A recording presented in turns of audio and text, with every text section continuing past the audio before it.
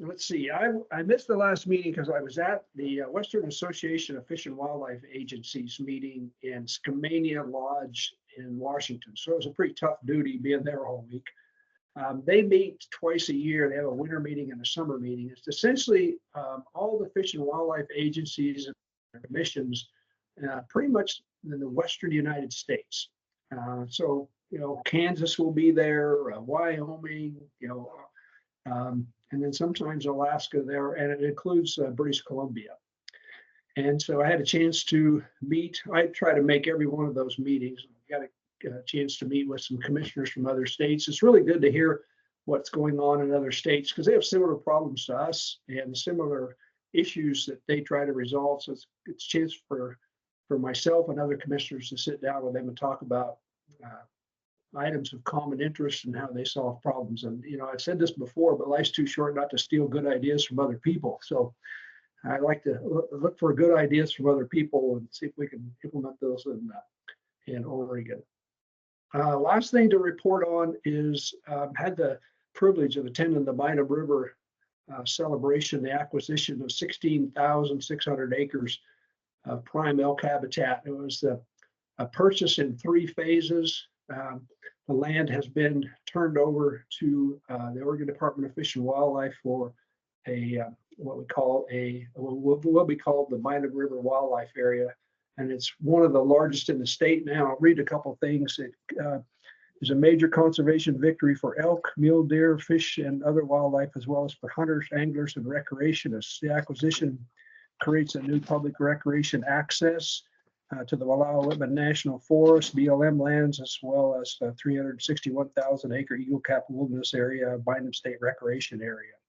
So there's going to be a bridge, a foot bridge that's going to go across the Bynum, down by what they call the Bynum Store. And I'm sure Liza Jane knows where that is, but it's going to cross and then hit the trail there, and then you'll be able to walk all the way up into the Eagle Cap Wilderness Area. But it's a prime mule deer and elk wintering area when they come out.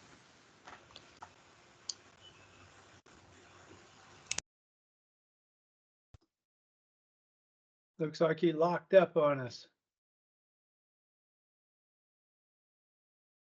Mark, I don't know if you can hear us, but your screen's locked. Well, dang, hopefully he'll get back to us. On the snow. Oh, there you are. Mark? Okay, I'm back. Is that better? Yeah, we got you. Where did I cut off at? You were talking about the winter habitat for deer and elk. Okay, that was pretty much it. It's prime winter deer elk habitat in this recreation area. And so when the elk are coming out of Eagle Caps in the winter, they'll come down and spend the winter down there. And then in the summer, they'll stay there and then gradually work their way back up into the Eagle Caps through the summer and fall. So it was there was 120 people there for the dedication from pretty much all over the nation. A major contributor was the Rocky Mountain Elk Foundation.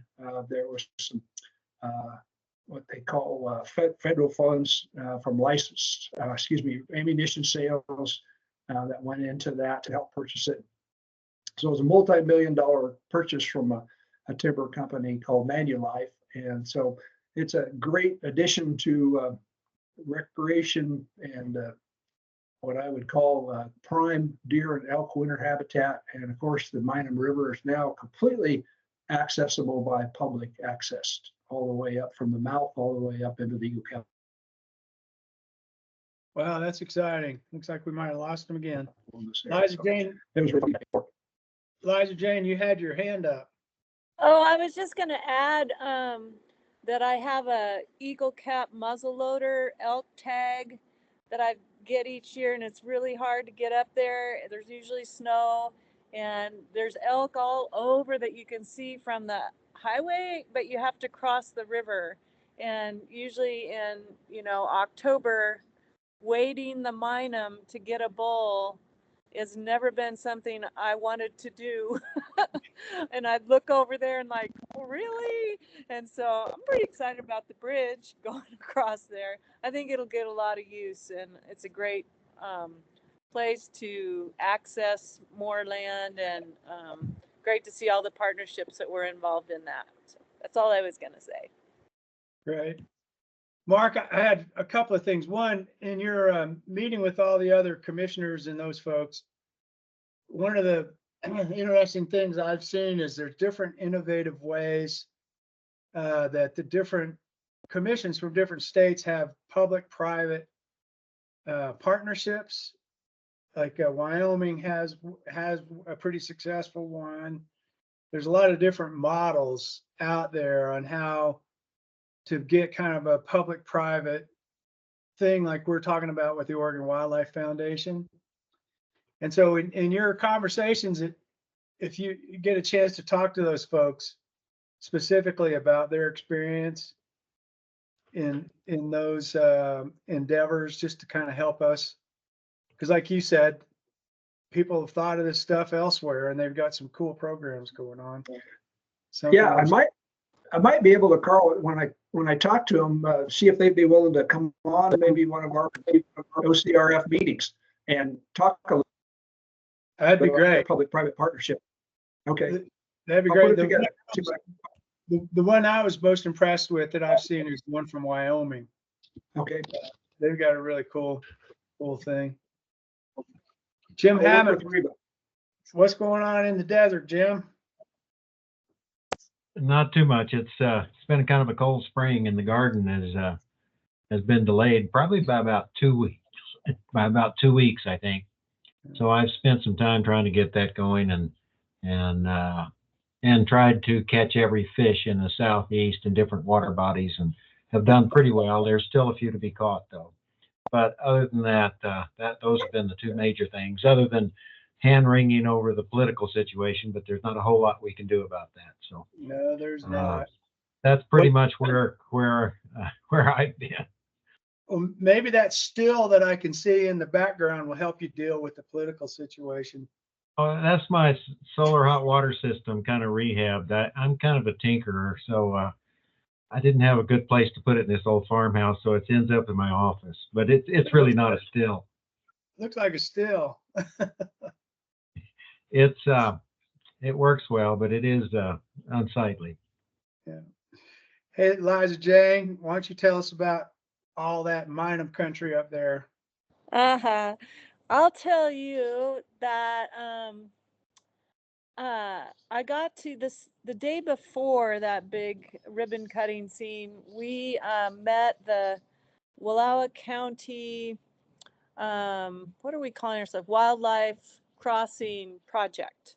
The executive group of that all came to the county. We met here at the ranch and then spent about 3 hours driving the 20-mile stretch where we're looking to have a feasibility study for where a crossing would be, and then finished up at M. Crow for food and beer and conversation. Really well time spent. We had, ODOT and most all the partners there, and I think it was really great. One, it's always good to have personal relationship building opportunity face to face, but also just the folks that were trying to design this, that were looking at the land on a map, weren't understanding the land that we were trying to work with. So that was really good for everybody to walk on the land and get their eyeballs on it. And we have enough money put together now to put out an RFP and for the contracts to do the feasibility study. So I guess besides just getting a project like that underway, it's so refreshing to work on something that everybody's getting behind it. Like, it doesn't matter. It doesn't matter what you think about anything else, it seems like, in the world. But if I talk about building a crossing for wildlife, I have had nothing but just 100% positive. Yes, we should do that. We should have them everywhere. Let's, do more of that. So that's been fun seeing that get off the ground. And I think we're moving forward, and we'll see what we learn. Got to stop at some sites and step over dead bodies. So the fact that it's in need was not in question. and excited to be doing that. Other than that, yeah, getting the gardens taken off. I'm chowing out of it and riding my horses a lot, and gosh, cutting Scotch thistle and the water table on the ranch when we cut 160 acres of juniper, it really came up. I just knew that, but didn't measure it. But now that I'm flood irrigating again, it's so fun to watch the water just travel across the land because it's not getting sucked in so hard. So I've been doing a lot of flood irrigating too, but haven't been fishing enough. Thanks for the reminder. Got to get on that. That's about it. I saw all those junipers you'd cut. That's exciting to see. Yeah. That's going Yeah. on. Yeah. Yeah. It's great. And I guess the last thing is I had to take in a sick coyote pup a couple days ago. And so I'm questioning myself with my laying operation and my sheep, what the hell's wrong with me, but Well, that's typical. You always got some baby thing running around there somewhere. I know. So we'll see. He looks at me with eyes sparkling, and I can't tell if he's plotting how to get a hold of my face or he's just full of gratitude for saving his life. I'll let you know next Yeah, month let how us that's know. going. It'll be an unfolding story. Yeah. Mark Stern, how are you doing? Unmute.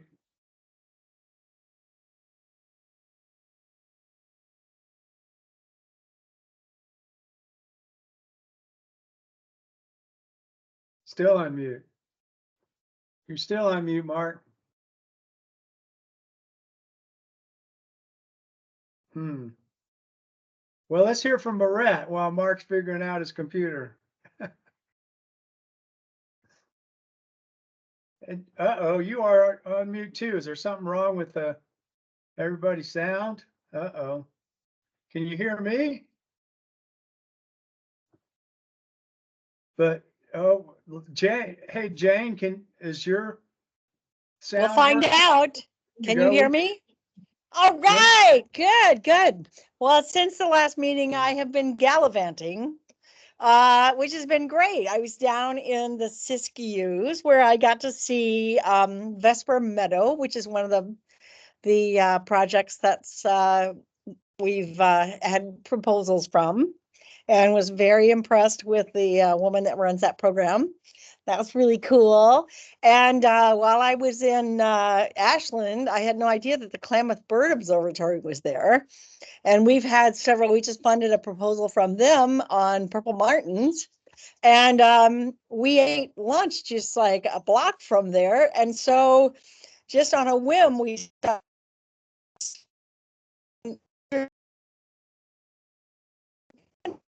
Huh. The staff was all there because they were having a board meeting later that day. And I got to tell them that they got the Purple Martin grant. And I had funded some Purple Martin work they did the year before. So, and then you're going to hear about this in a minute, but we also are funding another project that they're doing. So it was sort of fun. It was like Christmas that I thought about the old TV show, The Millionaire, where somebody walks in and says, I'm going to give you $1 million. And this, of course, was not $1 million, but they were like just hearing from me about 2 pieces of funding that they got. And so that was really, really sweet. I got to meet the graduate student who's doing the work that we're funding. And it was really cool. And then we just got back last night from Eastern Oregon, where Liza Jane's daughter cooked a wonderful meal for the Nature Conservancy board. And I was there because Mark's on that board. And she rocked it, Liza Jane. It was really, really impressive. We were like eating fresh picked greens from the garden and potatoes that probably came out of the ground someplace, and a cow that probably had a name and somebody knew, and it's great hospitality. But while we were there, we got to attend a land return celebration, giving some property on Wallowa Lake back to the Nez Perce tribe. And that was very moving. And then we got to spend the day on Zumwalt Prairie, which is always like a treat the whole day. And at one point in the afternoon, I kind of separated from the group and I got to just wander around and look at wildflowers all by myself and just take it all in. So wonderful trips.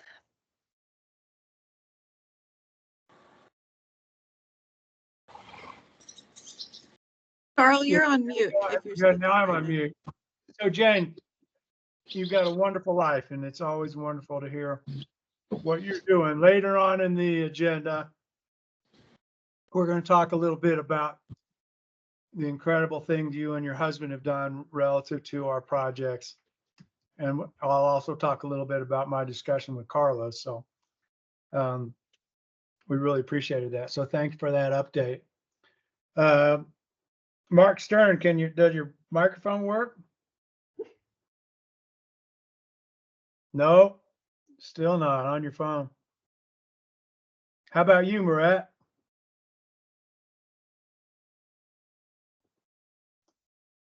No. I wonder if that is on our end. So maybe we can look into that and see what's going on. Jenna, what's up with you? Let's see if you work. Does it work? Yeah, we hear you. Hey everyone, happy July. I can't believe it's July. I'm doing well. Several long weekends in June and July. We successfully made it down the Lower Rogue most recent weekend with no broken tibias, unlike last time with my husband. So that was good. I caught 2 fish, but they were pike minnows, so we treated them accordingly. And yeah, we are doing, as far as work goes, several things going on at OPRD right now, mostly involving GO bond projects. We have about $50 million of projects for improvements in the parks, and those are starting to hit our planning commissions, our county planning commissions. And so we're starting to have a little excitement in planning and design and trails with public outreach and engagement and all that good stuff. So yeah, lots of fun things going on this summer and lots of good work things going on this summer. Yeah, well, Jenna. And maybe who put us on together mode? No, Mode. there's a together mode window open, and that I think that's Maret. Maret is joined. Her video is the together mode one. okay. I don't think that should affect our sound. It doesn't seem like it, but it's so weird that people can't unmute. What were you gonna say, Carl? I'm sorry. Yeah, it was great to see you in person. Absolutely. Really enjoyed our time together. That was a great trip. And speaking of that, if everyone, Riva sent around a bunch of pictures from the frog crossing site that we went to, and we got to see that right firsthand. We got there right after they shoved the first section of pipe in there. It was an incredible thing, and it was really cool to see it that it came out the other side. There was that one view that showed it from the other side of the highway, and they were worried that it was going off in the wrong direction, and but apparently they made it work. So that was very, very cool. So Riva, thanks for sending that. And if y'all didn't get a chance to look at that Polinsky Wildlife Crossing stuff, it's really cool. And remind everybody, we're about to, hopefully this bond will pass and we'll have several $1 million to work on wildlife crossings around the state. And we're going to have to spend some time leading up to that to strategize on how we can maximize our spend on that. So we got some things to talk about. Mauricio, how's everything in Portland? It is well. The weather is great, and I apologize in advance in case my my video is all laggy as well. I've been having my own technical difficulties, and now I'm wondering if I had to do something with the server that we're using or something. But it seems like all of us are having some degree of difficulty. Anyways, it's lovely to see what. Well, number one, I'm still reeling from the joy of seeing most of you in person, and it was fabulous to once again connect in the real world. But it's also lovely to see how we are so well distributed in the experiences that we have around nature around the state. I, being, mostly in a larger city, I get to experience a lot of the human dimensions of the work that we do. And so I've been continue to have the pleasure of just hosting activities, just introducing folks to outdoor activities that they may have never experienced before. I just let them know that all these public lands and all these beautiful things that you get to explore on a daily basis or that you live in the middle of is something that it also belongs to them, just to make a soft welcome into that world, which is always it's a very rewarding thing for me. I've also been enjoying the Copa America, which has been hosted here in the United States, the soccer cup, which is something I'm not particularly a sports guy, but I really enjoy spending time with family and just being having the passion of the whole thing just being something that we share. I have some family from Colombia visiting tonight. We're going to be watching the Colombia-Brazil game together along with some food, and that is just it's itself a very joyous occasion for my family. So yeah, all great things. Beautiful weather, playing soccer myself. I injured myself on Sunday, overdoing it probably, forgetting just how old I actually am. And and then that's it. Just a pleasure to be here always. Yeah, for those of you that weren't with us in Portland, we went to really cool places around Portland with People of Color Outdoors and Pam Slaughter.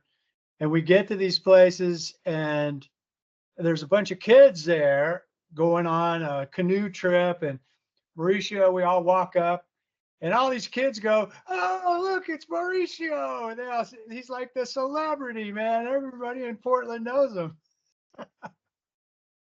It was great. It was great to see that. So Mauricio gets around. He makes an impact there. So Kelly, how are you doing? You've been out and about. I have been out and about. Yeah, just goes to show you how even like a giant city like Portland still has like everybody kind of knows, everybody.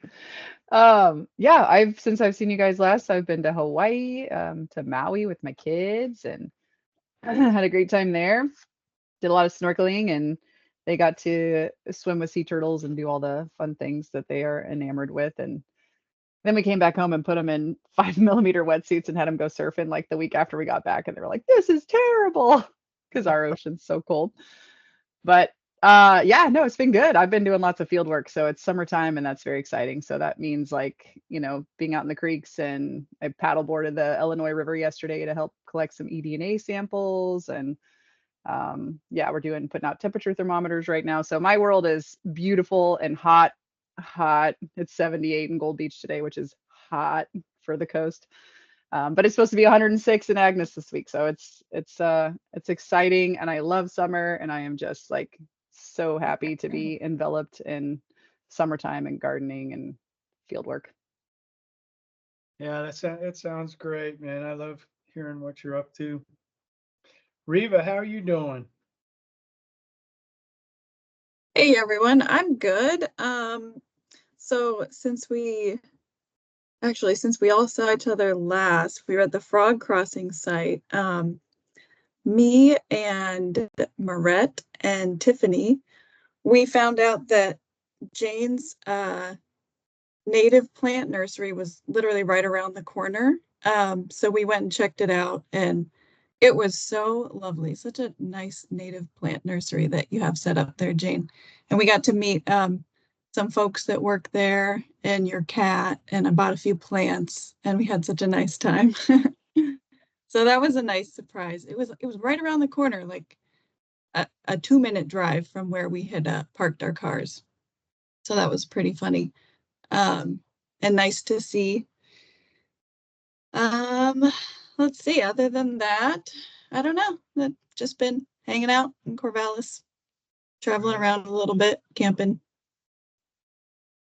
Well, thanks, Reva. It was great being there all together, and we're sorry Jane wasn't there, but you got to experience her place.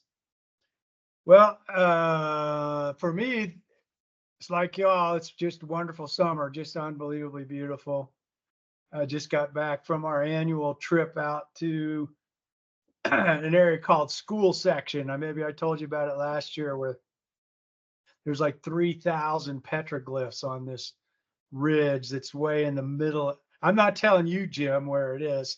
It's an unbelievable spot there. And we saw tons of antelope and tons of young antelope, like a fawn for every adult. I don't know if it seemed like way more fawns than usual, and jumped a whole bunch of young sage grouse broods that were flying, but were really clearly young.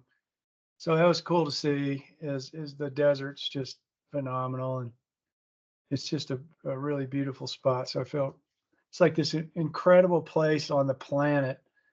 It's just a low ridge, a basalt ridge. It's only about 30 or 40 feet high that goes across the sagebrush, and it's really wet there because moisture soaks through. So there's wildflowers all over the place, and you're in this incredible spot, and you turn in a corner, and here's a big elk petroglyph on the rocks. It's just a magical spot. I guess I will show you where it is, Jim, but I think you'd get a kick out of it. It's a very cool place, but that's what we've been doing. So yeah, it's been great. I'm glad everyone's enjoying this great summer. It's about to get hot. I think everybody knows. And we can get on with the meeting. Hey, Carl, can you hear me now? Yeah, Murat, great. I'm on my phone now. Sorry Fill about us that. in, Murat. Fill us in. The gremlins, I don't know. Hello, and yeah, it was a wonderful field trip, and Jane's nursery is like a magic place. It's like a little fairy garden. It was beautiful. The coolest thing that I've ran into, we were camping near Yachats a couple of weeks ago, and there was a woman next to us who had a dog on a leash, and I started talking to her, and she was a biologist from the Siuslaw, and and she goes, "This is a conservation detection dog." And I said, "What the heck is that?" Well, they've trained these dogs to detect all kinds of different things, and they were using them to detect the larvae of the Oregon checker spot butterfly on Oregon beach meadows that are next to the ocean. And they have one food plant, which is the early blue violet, Viola adunca. And that's a small plant. And the larvae, when they're little, are tiny and cryptic, and you can't see them. So these dogs find the plants in this meadow full of, dozens of different species, and then they go and they protect them and they identify them and stuff. And she said, "Oh yeah, next door to us is the Rogue Canine Detection Team." And so I met that guy too, and he has dogs, and they train them to identify all kinds of different things. So that was a new one for me in conservation biology, and really exciting that they're able to work on these butterflies using dogs. And they're all rescue dogs that are they're not really good adoptable dogs. They're kind of dogs that are not your pets, but they're really good at scenting things. So anyway, that was cool. Wow, that's really cool. I've tried to teach my dogs to find morels, but I can't make it work. I've tried, but it hasn't worked.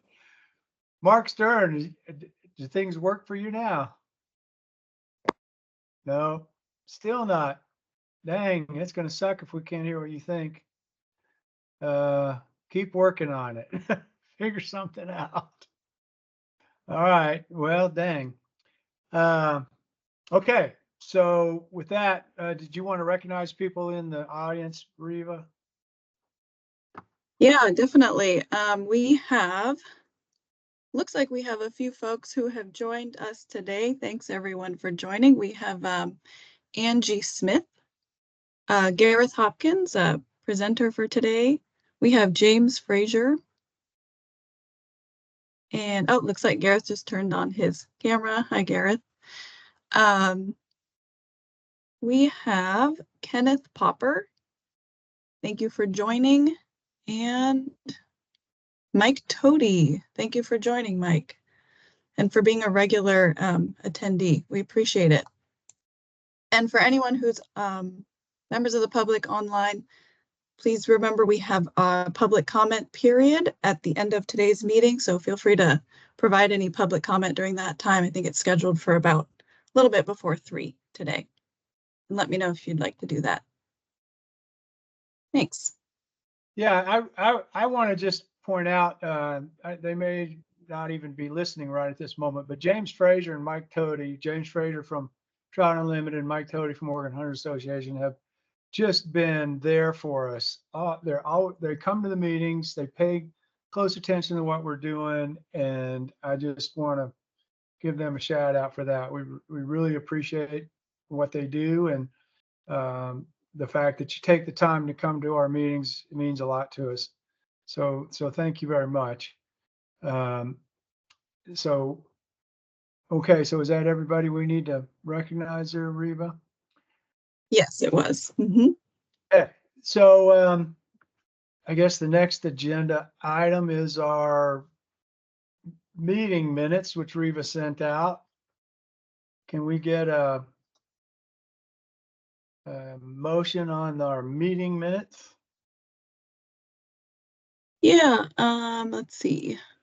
Trying to get this up. Can everyone see that? Getting there. There we Right. are. Can we get a motion? I'm happy to go. Was somebody jumping in? No, go ahead. Okay. It was Kelly. I'll second it. You go ahead. I move to approve the June 4th, 2024 meeting minutes with the continued authority to correct spelling, grammar, and punctuation. And this is Kelly, and I'll second that. Thank you, Kelly. All right. All in favor? Great. Bye. It's always good to get business done. I do want something in the minutes. I wanted to point out especially to James Fraser with Trout Unlimited, if he's still there listening. You know, we went through that whole process of adding a couple of projects on that were drought related. They were the beaver projects, and then one in near Malheur, also greatly impacted by drought. And James Fraser, as well as Oregon Hunters Association, Trout Unlimited, Oregon Hunters Association, were very important in us receiving those funds in the first place. And I just wanted to point out that we went a little extra mile to get those funds on the ground. I'm very proud of the projects we funded above and beyond what we had originally allocated the funding. And I just wanted y'all to know that we did that in keeping with the mandate that you gave us to try to focus on ameliorating drought. And so we went ahead and did a little bit extra. I don't think James was at that meeting, so just wanted to make sure you knew about that. Okay, so with that, that's a good segue into our third agenda item. I just want everyone to know about what Jane Hartline and Mark Greenfield did for us. I think everyone involved in the meeting had a lot of heartburn about us having to draw lines, and there were many, many really worthy projects below those lines. Well, once again, Jane and her husband Mark both stepped up, went through the list, and funded some really important projects. Reva has put these up. There's the Myotis project in the dry forest in Northeast Oregon. One of my favorite ones on here, because it was only $7,000 that I would have loved to have funded, was in interpretive signs for Lincoln City osprey nests, and Mark Greenfield stepped up and did that. One other one that I tried not to talk too much about because I had to recuse myself, the Upper Klamath Basin Motus Wildlife Tracking Network. One of those Motus towers is going to go on our farm, and it's really important for tracking birds in the that are migrating through the Klamath Basin, and there's going to be a couple others, and Mark stepped up and funded that one, which all of these rank very high. They were right below our cutoff. It's just a lack of funding. And so they stepped up. And then again, the project with Klamath Bird Observatory that Jane got to play Make You a Millionaire and doled out some funds to them right to their in person, which was great. So anyway, those 4 projects are now funded thanks to the generosity of Mark and Jane. So Jane, do you have anything you wanted to say about that? No, just that I'm really glad that we can do this. It's, you know, it's always hard to see these projects that look so good not be funded, and it was fun to be able to pick a few and give them some money. 2 of the projects, we just funded half of it, which is great. The first one and the last one.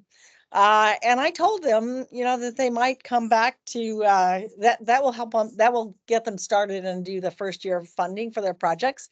And in the meantime, they can look for other projects, including potentially coming back to OCRF and trying again for a little bit smaller amount to fund their continuing work. Well, it's really a great thing. I see Mark is logged on. Mark Greenfield, are you with us? I don't know if you can hear me. Yeah, we hear you. Yes. We can hear you.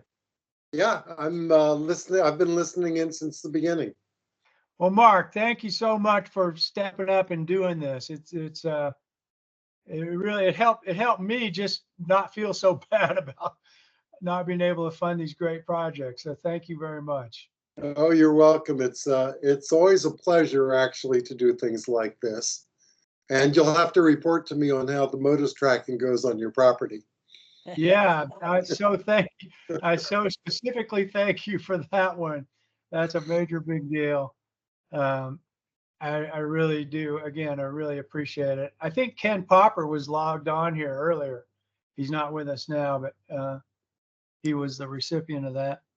So anyway, thanks again. And as further discussion, Jane, who just kind of like a bulldog wants all these projects funded, she took it on herself to redo the whole project list, reformat it in a way that was appropriate, contacted the Oregon Community Foundation, Carlos Garcia, who's head of their conservation desk, and forwarded that to him in the hopes that some other funders, either within the OCF or some of their affiliates, might be interested in funding.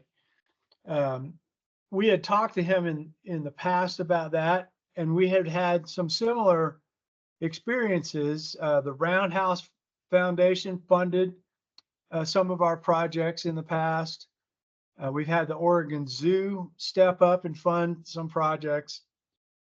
And it's one of the things we might think about in a strategic way in the future. So right now, I got an opportunity to talk in person with Carlos about this, and we might be able to set up a more codified process with the projects that we're reviewing, because we really, I think, have a very powerful tool to rank and assess these projects. One valuable thing is the staff input that we all get, I think is really valuable. And I think funders, particularly smaller foundations that maybe don't have the wherewithal to do a real thorough analysis, it might be very attractive for them to spend some of their conservation dollars through the Oregon Conservation and Recreation Fund. So thanks to Jane's initiative on this, we're going to try to see if we can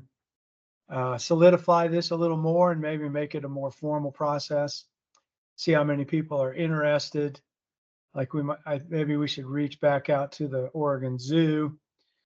And I don't think Tim Grethus is on the meeting here, but something to talk with the Oregon Wildlife Foundation about. So does anybody have any thoughts on that? Or first of all, I think everyone appreciates Jen and Mark and have expressed that already, but does anyone else have any thoughts about this whole process? I do. Carl, this is Liza. Hope my background isn't too noisy, but I really think this model is important. And I spent time yesterday with OWEB's new executive director, Sarah O'Brien, and she comes from the Willamette Partnership. And this is something she's really interested in doing with OWEB as well, is kind of building these good projects that just fall below the line and making that accessible to people who would like to see that and maybe be able to fund it. And I just think it's such a great direction to go when we're all trying to do positive work for the land and wildlife. So any way we can make it happen and get it started I'm all in full support, and I'll keep pushing where I can. Well, Liza Jane, if you would like, I can send you that spreadsheet. Yeah. What I did was I combined two different spreadsheets that Riva gave us, one that had the rankings, and then I put the abstracts all in those projects. And I, of course, took off all the projects that were already funded so that it's just a nice clean list that people can look through and they can read the abstract about each project. And then if they're interested in funding it, they can request the whole proposal. So that might be perfect if I can send that to you and you can send it on to her. Yep, and if anybody else knows anybody else that might be interested, we can send that to other people as well. That's great. And I met with the ED of Oregon Community Foundation as well. Had her here for lunch last month or two, and she's really looking at how to get good money on the ground on good projects. So if I can be helpful as we move forward there, let me know. Thank you, Jane. Mark Labhart. Yeah, and following up on Liza Jane's comment, I sit on the Oregon Community Foundation Citizen Advisory Committee, and we're meeting in Sun River here in another month. And so if you could send me that list, Jane, I'd like to bring that up during the meeting there too, and maybe I could put a little pressure on some of that stuff from my angle too. So please send me that. Okay, I don't want to let this pass. I mean, the fact that Liza Jane had this conversation with the OWEB folks and Mark Labhart's with Oregon Community Foundation, we need to have sort of a formal discussion. So Riva, I'm going to ask you if maybe we could set up a conversation, have Liza Jane involved, both with her connection with OWEB as well as Oregon Community Foundation, and then also Mark Labhart with his connection, and maybe have that with Carlos, try to set something up with Carlos Garcia and the new head of OWEB, and have a formal conversation about this, because this could be a really nice way to make sure good projects get funded and help smaller foundations spend their money in a productive way. So there's just too many synergies going on right here. And of course, we need to have Jane involved in that conversation. So does that give you enough of an idea of what I'm thinking, Riva? Or we can talk about it offline. Yeah, I think maybe just a follow up with some of the contact info that you guys have, Mark and Liza Jane, so I can set that up. Yeah, and we can follow up later. Reba, you and I, let's talk on about this offline because this is too exciting. And once again, Jane, you kind of catalyzed all this, so let's make it happen. That's very cool stuff. All right, very nice. Well, thanks again to Mark and Jane, and it's just wonderful to get these projects funded. Okay, great. Well then, we're ready to move on to our next RFP discussion. So Reba, you want to run us through that? Yeah, so yeah, I mean, last month you all selected projects for 24 projects for funding from our round 7. And believe it or not, it's already time to start talking about our next RFP for fall. But before we get too into it, I just wanted to make sure we close the loop on our last RFP, and just a few things to touch on before we move on to our fall RFP discussion. But 2 weeks ago, the Fish and Wildlife Commission approved the 24 projects that were selected for funding.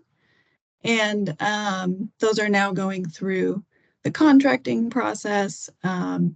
So that was 24 of those were ODFW internal grants and 20 external grant projects. And so I wanted to make sure that we had if you remember from last month's meeting, I presented some summary plots of those top 21 projects, but I wanted to make sure we updated those with everyone so we could see what the actual 24 projects looked like in those summary plots. So these are going to be, I'm going to show you some updated graphs of the 24 projects. And first off is the drought aspects. So if a little over 70% of the 24 selected projects fell into this drought category. And so, and they were able to explain that they do fall into this category and why. And what that means for you is that the majority of the projects we are able to fund with our drought package funding. So that's good news for us. And then just a little under 30% were the non-drought projects. Okay, and then next up is the conservation versus recreation classification. So that's where the project applicants identified their project on the spectrum of conservation to recreation. And in the darker blue color, you can see the updated plot shows the pure conservation projects. So the pure conservation slice of the pie is about 1/3 of the projects there in that dark blue. The orange slice here is the conservation with the recreation element projects. That was about 37%. And then the even mix there is kind of right at the intersection between conservation and recreation, right in the middle. That was 13% of the selected projects. And then not surprisingly, only 4% of the applicants self-classified their project as pure recreation. And then this is the last summary plot I have to update with you all. Today, it's the geography ecoregions for where these 24 projects fell into. So the column on the left-hand side is the ecoregion, and then across on the bottom is the number of projects. So that's how you can read this plot. But obviously, we have the most representation in Willamette Valley still here. And we have pretty good geographical representation in the 24 projects, though. Near Shore and Columbia Plateau, you can see still have the least, but they are still represented here, which is great. And remember a note here that you didn't receive as many applications for these regions to begin with, but they are still represented. So that's good to see. And really good representation for the Coast Range. We can see here, and also Northern Basin and Range. So those regions are typically less represented, and you did receive the most applications you've ever received for the Coast Range, and that's probably why you're seeing more projects being funded in that region. So that's good to see. Hey, Um, Riva, I- I had a quick question. This is Kelly. Yeah. I Yeah, just go ahead, wondered, Kelly.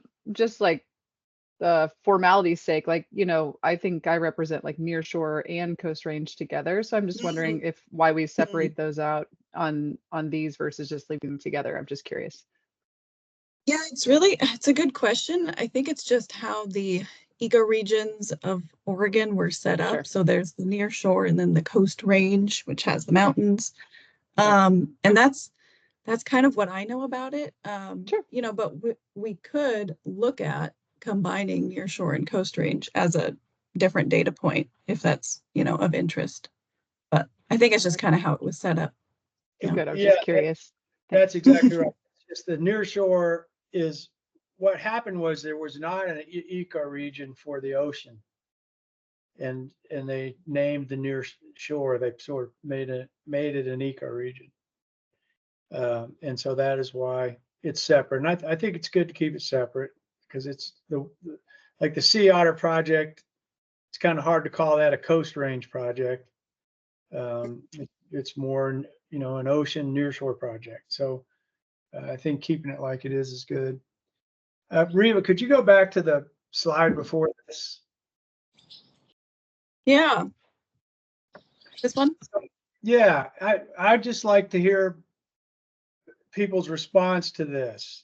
This is a really, I think, a very interesting pie chart here. And I'm really, I'd just like to hear people's reaction. If they think it's meaningful or not meaningful, or is it skewed or is it not skewed? Mauricio? Thank you, Carl. Well, I think based on the conversations that I've had with a few of the folks that I know have asked me direct questions around the application, their impression that is that it still feels very much skewed towards conservation, even particularly those who are leaning more towards recreation. Because there are lots of questions that continue to ask about species that may be potentially affected, even after we've selected or they've selected that is mainly a recreation. And so I think there is a little bit more comfort for applications that may come exclusively on the conservation side to move through with it, even though you know, we made it very clear from the beginning as you move through the application that the object of this is sort of to try to find a balance between the two. And there's a little bit of less comfort for those who are moving exclusively on the recreation to move through with the application if they don't feel that they have more weight on that potential balance between the two. So maybe there's something that we could do to bring more recreation projects, or that lean a little bit more heavy on that, if that is our intention. And I mean, or perhaps we could also just try to connect with the office, the governor's office, that may put us in a larger pool of folks that may feel that this is not a place they could send in applications or not.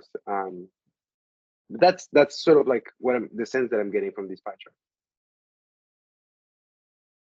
Thank you, Mauricio. I think that's why I just wanted to hear people's thoughts on this, because it's kind of a fundamental chart here that Riva put together about what we're doing, and whether people like it or don't like it or feel pretty good about it. Anybody else have any specific thoughts about it? I feel good about this mix. I think that it's not surprising that the projects that are coming to us are things that are recreation projects, but they also have a conservation focus. And I kind of think that's a good thing. Thank you, Jane. Anybody else? Jim Hammett?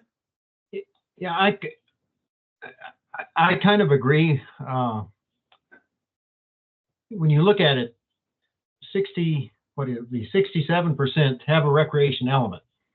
And I think that maybe some of this is a reflection of just the way the chart's created. And it's also probably a reflection of the criteria that we used to rate it. I think a pure recreation project, when you look at our criteria, is not going to score as well as these others that have that mix, because they're just additive. So I think what I see, unless you looked at the individual projects, and found some anomaly or something that just seemed so worthy, I think this is fine. I'm not too concerned. Thank you, Jim. Anyone else?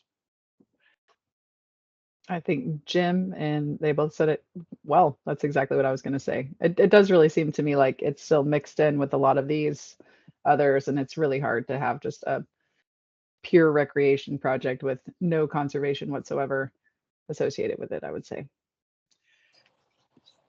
Yeah, well, thank you all. You guys have completely mirrored my own thoughts when I saw, and thanks Reva for putting this together. This is, I think, really helpful to us. I had the exact same thoughts. So like, without us really even, this is perfect in many ways. I love the distribution. We have more than half the projects have elements of both. But at the same time, we all know the tremendous need for direct conservation, and we're in a third of the projects are straight conservation. So we basically have a third, and a third. And I don't think we could have, if we'd have tried to do it, I don't think we could have come up with a better way of it ending up. So Reva, this is great, and it'd be great to kind of keep track of this moving forward, and keep a catalog of these projects and rate them in this manner. I think that's really helpful. There's a couple of other things that occurred to me. One, seeing those coast drain projects, I've been neglectful and not. I meant to write a letter to that representative that was here for our meeting, who specifically asked how many Coast Range projects we funded. I have not. I meant to write him one. So Reva, can you help me remember that? Yeah. And let's try to put some data together for him, and write that letter, and just point out. I mean, it's great that we funded 6 or 7 projects this time in the Coast Range and nearshore. So yeah, help me remember that, because I just forgot. And another thing that came up from all this, as Reva said, the commission approved this, but I got an email either maybe this morning or yesterday from Commissioner King with some specific questions.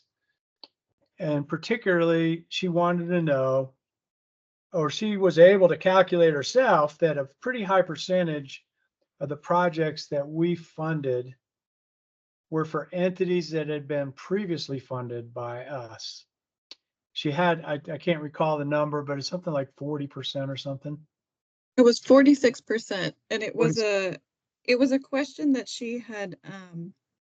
So we had a call, Sarah and I, with Commissioner King before the commission meeting, and so she had given me a heads up on what data she wanted, and so that was a question at the meeting that she asked on the record. Okay. Well, she asked me what we were doing to address that, as if it's I think her implication is it's a bit of a problem because we're missing, like there's other entities that we're missing if we kind of keep funding the same ones over and over again. I think that's her basic point about it. So it's something that we need to think about. And I said that we don't have a specific, we haven't had much of a track record yet, but now we've funded enough projects if we see a trend like that we just keep funding the same entities over and over again, maybe it's because they're the best projects, or maybe it's because they're the best grant writers. It's something that we should be aware of and keep an eye on, so that we're not maybe getting into a rut, and that at the same time we're not disenfranchising a big swath of entities that would be eligible that we're not picking up on. So just again, something for us all to think about. Did she have any other comments, Reva, specifically about that? No, that was her one main question at the commission meeting about how many previous recipients were in this pool of selected projects. Do any of y'all have any thoughts about that particular issue?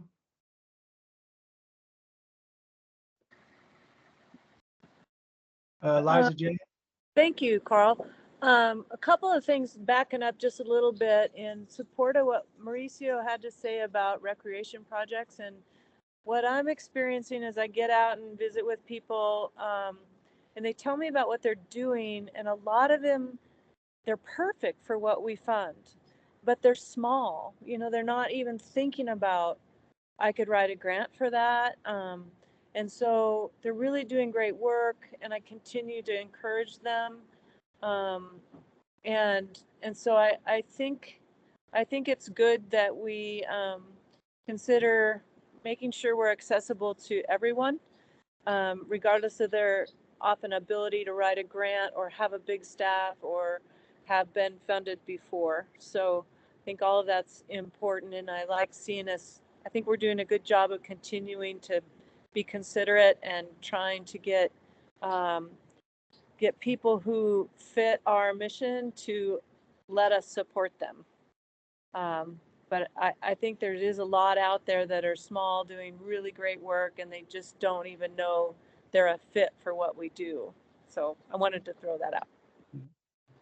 Well, I'm not sure how we go about reaching them. And one thing, as we've gotten direct feedback, Reva has been fantastic in helping folks that don't necessarily have the resources of bigger organizations. We've gotten that feedback that Reva's been very good about assisting them. And so we need to certainly continue with that, but be thinking about ways that we are reaching entities that we might otherwise reach. Mauricio, you're up. Yeah, well, so I was going to address some of this. At the beginning, what I meant was not that I was hoping to get more folks that identify exclusively as recreation to be the ones sending more applications, but more about how genuine the applications are coming through. Meaning, if someone identify like my project is exclusive conservation, but I want to have better odds to be funded by the OCRF, so I'm going to make it look like it has some sort of recreation component. And that's what I'm trying to see, like not something. So same in the aspect of diversity, equity, and inclusion. I don't want someone to try to make it fit just to have better odds to get picked by our committee, but just to stay true to who they are. And to your point, Carl, is I think that the merit by each of these projects should speak just without any makeup or artificiality, just because the mission of the OCRF is so clear to them that they already know they can fit. So to Lisa Jane's point, I think one way in which you can bring more of those projects, even if they're a smaller scale, or maybe if they themselves don't see that they could be a good fit for us, is to feature those who have been non-traditional projects in a more visible way. And I'm hoping that's going to be part of the process that we go through as we move into our communication strategy. Because the more that they can see out there, oh, that organization with that smaller project made it through, then probably I could too. And that's really what I'm trying to do. I think I agree with all of you that the mix that we have right now feels very representative to the things that we want to accomplish. And at the same time, I like to see more of those non-traditional applicants see themselves as part of the overall mission and not having to transform themselves to make their application more attractive, just by navigating what they feel is most advantageous to the application. So that's really what I meant on my original comment. Well, Mauricio, one of the things I was hoping from this conversation that we'd actually have some, I didn't know, I couldn't think of a way to address this, but you just brought it up with our communication strategy that we're working on right now. Reva, just make a note about all this to make sure that we incorporate this in the communication strategy. Be thinking about this as a way to reach out to those groups that I think Commissioner King is concerned about, and that Mauricio is always thinking about, that we may not be reaching, and this may be a perfect time to address it. So that gives us something concrete to do. So thanks, Mauricio, for pointing that out. So Reva, since I can't remember anything anymore, write all that down. So we think about that as we're, and that's something we can be telling whoever our consultant ends up being. This is one of the things we're trying to achieve. It's one of the goals. So let's keep track of that. Jim Hammett. Sorry, I had to get some dogs out of this room. I had two things, Carl. I think to address your point about funding projects that have been or funding organizations that have been funded before. I think the way the criteria is set up, one of the things that I was concerned about is, that criteria that deals with the likelihood or an indication that the applicant is going to be able to do what they say they're going to do. And it is very reassuring when we have demonstrated that with a previous project. And I think that that's an inherent bias, probably a good bias in a lot of ways, but that may address some of that issue. But the other thing, I think the thing that bothered me in looking at many of the proposals is the cost effectiveness of the proposal. In other words, basically the dollars that they were asking for versus what they were going to do. And that was a very difficult project or criteria for me to rate. But there were a lot of very inexpensive, great projects that didn't quite make it through the criteria, but we were rating them in a very similar manner that we were rating very high dollar projects.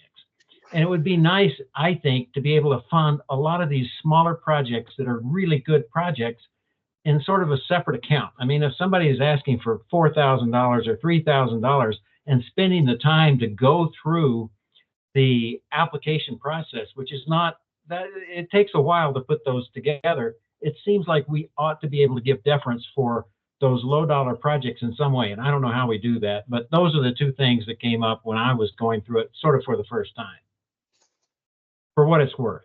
That's a great point, Jim. And OWEB deals with that by having a small grants thing where I don't know what the cutoff is, like 20 grand or something, that they consider that as small projects, and they make it much less onerous, an application process, because you're right, like the Osprey sign project for $9,000 was just as hard for them to write the application as it was the Lakeview project that we gave $140,000 to.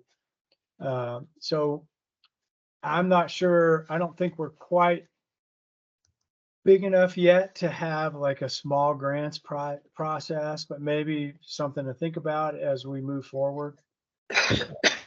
And so all those are really good points. Mark Labhart.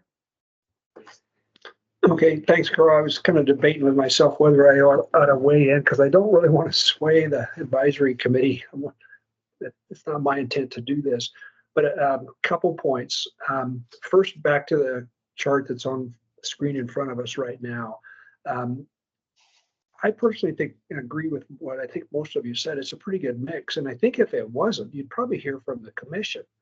The commission has, unanimously approved your projects as they've come through. And we know that there's a mix of conservation and recreation. And if I think if commissioners had issues, well, wait a minute, we're way too heavy toward conservation, or we need to do more recreation. I think you might hear from some commissioners that might weigh in on that, and you haven't. So I think that is, and maybe they're, not reading it in detail like maybe other commissioners are, but I still think if there was some concerns there, I think you'd hear from that, from the commissioners, because they see all the applications and they be able to go through them all when they come to us. So that's one point. And then the second point is I wouldn't beat yourself up too much about, whether, the 40% is too high or too low or those kind of things. There's a statement that, the world's run by those who show up. And so these are the people that have made the time to show up. And by the number of applications that we received, a lot of people are showing up and putting in applications to OCRF. Some are small, some are medium, and some are big. And so, we try to do our best, and we probably can do better on reaching out to those, what I would call small groups that don't usually apply for grants, and make sure that they know about what OCRF is and maybe the communication strategy. We can do better on that. And we constantly could do that. And it's maybe like reaching out to like the Roundhouse Foundation and say, would you be willing to maybe send us your list of, because they do small grants, and say, there's some out here that we may be willing to, we haven't reached out to them to let them know that our grant process is open right now. So we could probably, reach out to some of these other foundations to try to find some things. But I wouldn't beat ourselves up too much about that. I do like Jim's idea, though, about, maybe there is, I consider OCRF already a small grant program. Because if you look at OWEB, OWEB funds millions of dollars. We're, as Liza Jane knows, we're funding $2 million here and $3 million there and $10 million there. So, when you talk about small grants, OWEB or OCRF is already a small grants program. But if we want to really reach out to some of these really small groups that are just small, maybe there is some way to reach out and set up something that says, we're going to have a under $10,000, grant or something like that. But don't beat ourselves up too much on that, because when you get 75 applications for OCRF, that says a lot. We just don't have enough money. And so that's my job and Carl's job and the rest of us, is to get more money so we can fund all of these projects all the way down to the $9,000 level and not even think about it. So that's where, or at least where I think we ought to go from my perspective, or where I sit is, I got to get you more money so you can do better work, or not better, but more work on the ground. So thanks. I agree, Mark. When are you going to give us that extra money? We're working on it. Jane Hartline. I totally agree with you. I think we've gotten a ton of grants from people that, some of them from people none of us have heard of before. And somehow they're hearing about us. And I think that's partly our job too. I know, I'm sure we've all been in situations where we were able to tell somebody, hey, this program would be perfect for your project. Please consider applying for it. But I think the 40% isn't, I think that's good, that it says we have a lot of people who are applying that we haven't heard from before, and some of them are getting money. If they've got a good project, they're getting funds. So I think we're good. Well, thanks for that, Jane. This is a great discussion. I really appreciate people's input. Mark Stern? Yeah, if my microphone works, I'm not sure. Yeah, we got you. Nice. I would just echo what Jane said and others. It also means that 60% of the grantees were new. So I think that's a pretty strong statement that we're reaching out to a broad audience that's, hasn't previously participated. So I feel pretty good about that. Yeah. Well, thank you. Well, I did want to just bring up Commissioner King's comments and make sure that we were aware of them. And I think we've had a really nice discussion with some definite action items coming out of it. So it's definitely worth the conversation. And once again, Reva, this is all generated by these great graphics that you put together. So thank you. All right, well, good. So those are the things I wanted to cover. Reva, you want to continue with what you got? going? Yeah, definitely. So, moving into, I'm hoping we can move into more of a fall RFP discussion now. But before we do that, I wanted to provide a budget update so that you all have these numbers in front of you when you're thinking about spending money again in the fall. So I've updated, hopefully you can see this okay. What we have remaining in base program and drought package for once we have removed our committed projects and allocations, including this most recent round of our 24 selected projects. So that would leave 800,000 in base program for our fall RFP. And as a note, that does not include any future ELS donations. So for the remainder of from now until June 30th, 2025, that's about 1 year. There will be more donations coming in throughout the remainder of the biennium. And any interest that will be deposited next month, which is probably going to be around 100,000 in a little over 100,000 for interest. And then in our drought package, you have 1.6 million remaining after the most recent RFP allocations, and removing any personnel costs and current committed projects. You got 1.6 for spending for fall, and that has to get us through our following spring 2025 RFP as well. And then ARPA has all been used up. Those have all been committed, so nothing remaining there. And we have about 30,000 remaining with Oregon Wildlife Foundation, which is going to be allocated towards the communications strategic planning. And that's what that has been going to be used for. So Reva, this is Mark, but that doesn't include the bond that we're going to sell in 25, right? And that is how much? No. So that is 5 million in wildlife connectivity funding, and it's supposed to be deposited next spring, March, April 2025. We don't know exactly when. Okay, thanks. Yeah. So the bottom line is, so we have in this biennium 2 more RFPs, correct? If we're doing them every 6 months on our regular schedule. So there's 2 more RFPs. We have 2.4 million to allocate to those 2 RFPs. So the good news is, and I did these calculations before suggesting we fund those extra projects.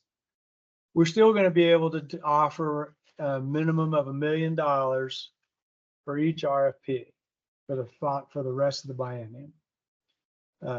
I think that's the relevant number, and that's the number that will assist us in decision making for this next RFP that I think is what is going to follow. So does that track for everybody? We got about $2.4 million left to spend in this biennium.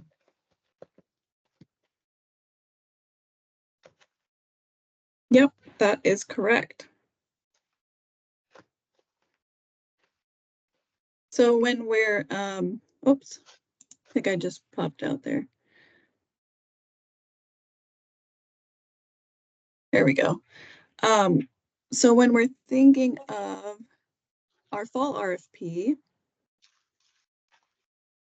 about $1 million, and here's a timeline to kind of get on your radar, start thinking about timings of the fall RFP. So it can open September 30th, can remain open for 60 days, close on November 30th, and then technical review period for 4 weeks after that, and then an advisory committee review period 4 weeks after that. Advisory committee recommendations would be in March. and commission voting in April.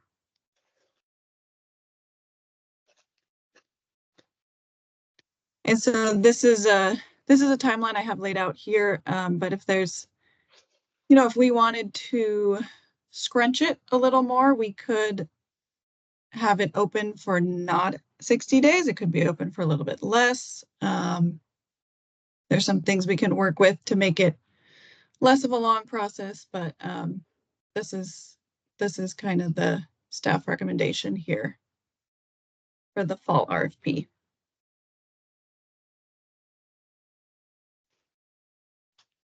So has I'll pause everybody, here. this is roughly our timeline from the previous RFPs, right? There's no big departure from that. No, the only difference here is actually the commission voting has been pushed out a little bit because we received feedback that they no longer wanted to do. The commission didn't want us to have or not the commission, the director's office didn't want us to be going to commission without our materials ready ahead of time. So we typically need to have those about a month before.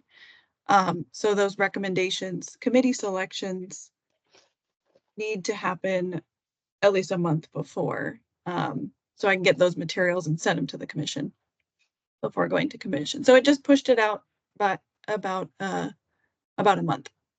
So we can get to commission with those materials ready. But other than that, it's very similar to our other process timeline. And so that means the following RFP can still follow the same schedule and it won't be. So there's a little bit of a gap just because we're kind of adding extra time for the commission meeting, but that'll be built in on the next round. So it'll be essentially the same. It won't slow the next RFP down. It'll just follow as scheduled. Yeah, and we can overlap them as well. Yeah. Make it work. Kelly? Mark had his hand up first, so I'm gonna let him go first. He's been hanging for a bit. Yeah, thanks for the timeline there. I guess I'm just thinking out loud at the whole idea of trying to do 2 RFPs in this current biennium. It seems like the RFP that would follow this is going to get pushed out quite a bit, really beyond this current biennium into the next one. I'm just wondering, and it seems like last year, correct me if I'm wrong, we opened the RFP back in August, sort of we're a little sooner on the front end of the timeline than what we're looking at now. So I guess sort of an open question, but trying to right size, when do we announce this and how do we make sure that we're getting the second RFP for this biennium actually launched in this biennium? Or what are your thoughts, or when would that happen? So last year we didn't have an RFP in August, but probably the previous year you did. And that was probably with your previous coordinator. So I propose that, to make this work, where we still have our spring RFP right around the same time, is we would kind of overlap these processes. So we'd have, the review period happening from one, and then we're releasing the next one. That's kind of how that would work. So the spring RFP might go out in February, January, February? February, March. Mm-hmm.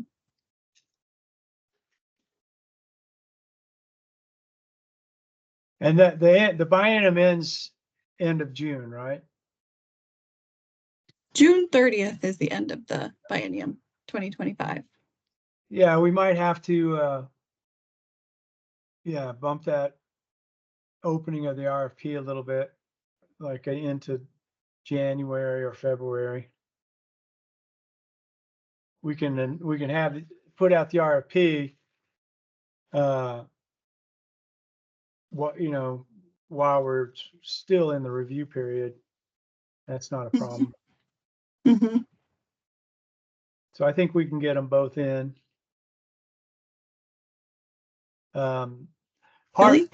Part of all this we have to keep reminding ourselves is the workload for Riva and the back office, basically. We have to make sure we're not overwhelming them too much. That's one of the other problems. Frankly, if we fund a whole bunch of small projects, that creates a lot of work. It's about as much work to fund the $9,000 Osprey sign as it is the $140,000 Lake County Creek project. So we have to be careful about not overtaxing the staff. So this gives time for that to get worked out. Yeah, I think you're right, Carl. And obviously, it's easy for us to suggest staff could do a million things all at once. And, you know, Riva is one person. And so we do want to be careful there.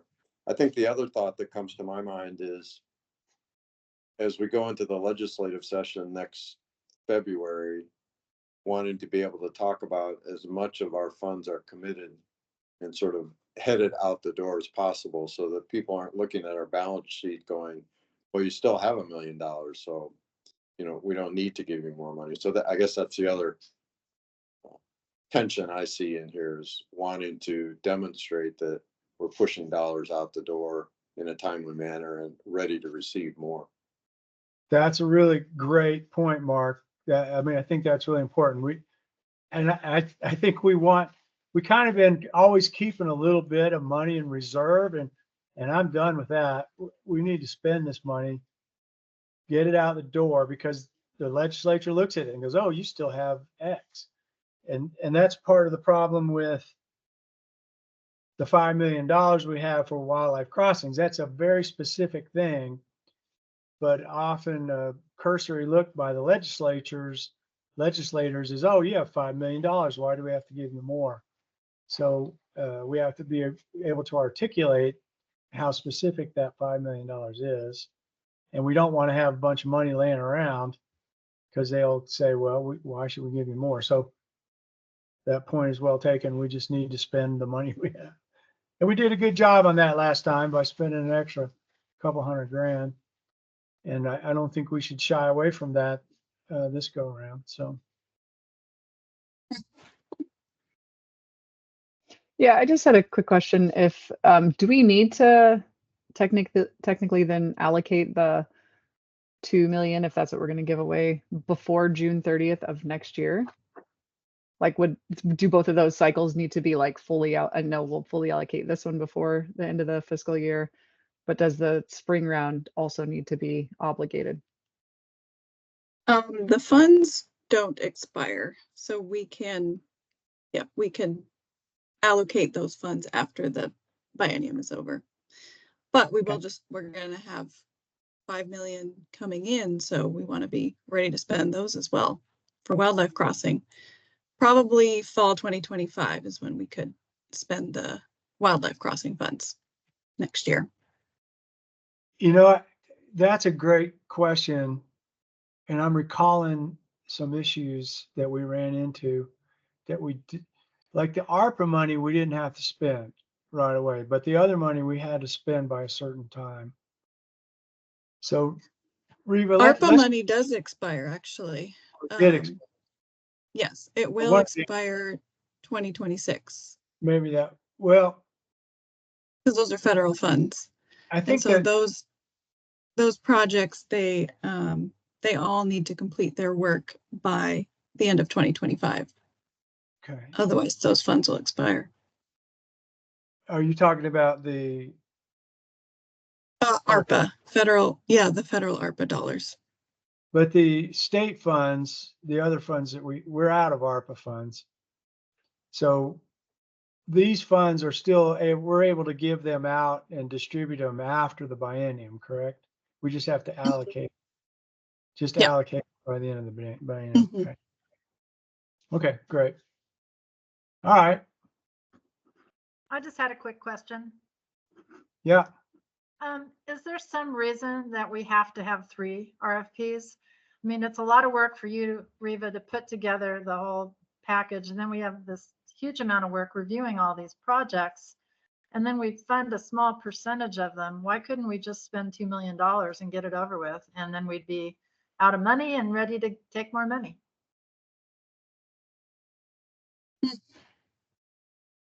A good thought. I think that it's possible we could combine. So the suggestion from Marette, which is it's a good one, kind of combine our fall RFP with our spring 2025 RFP and just spend the 2 million in one go.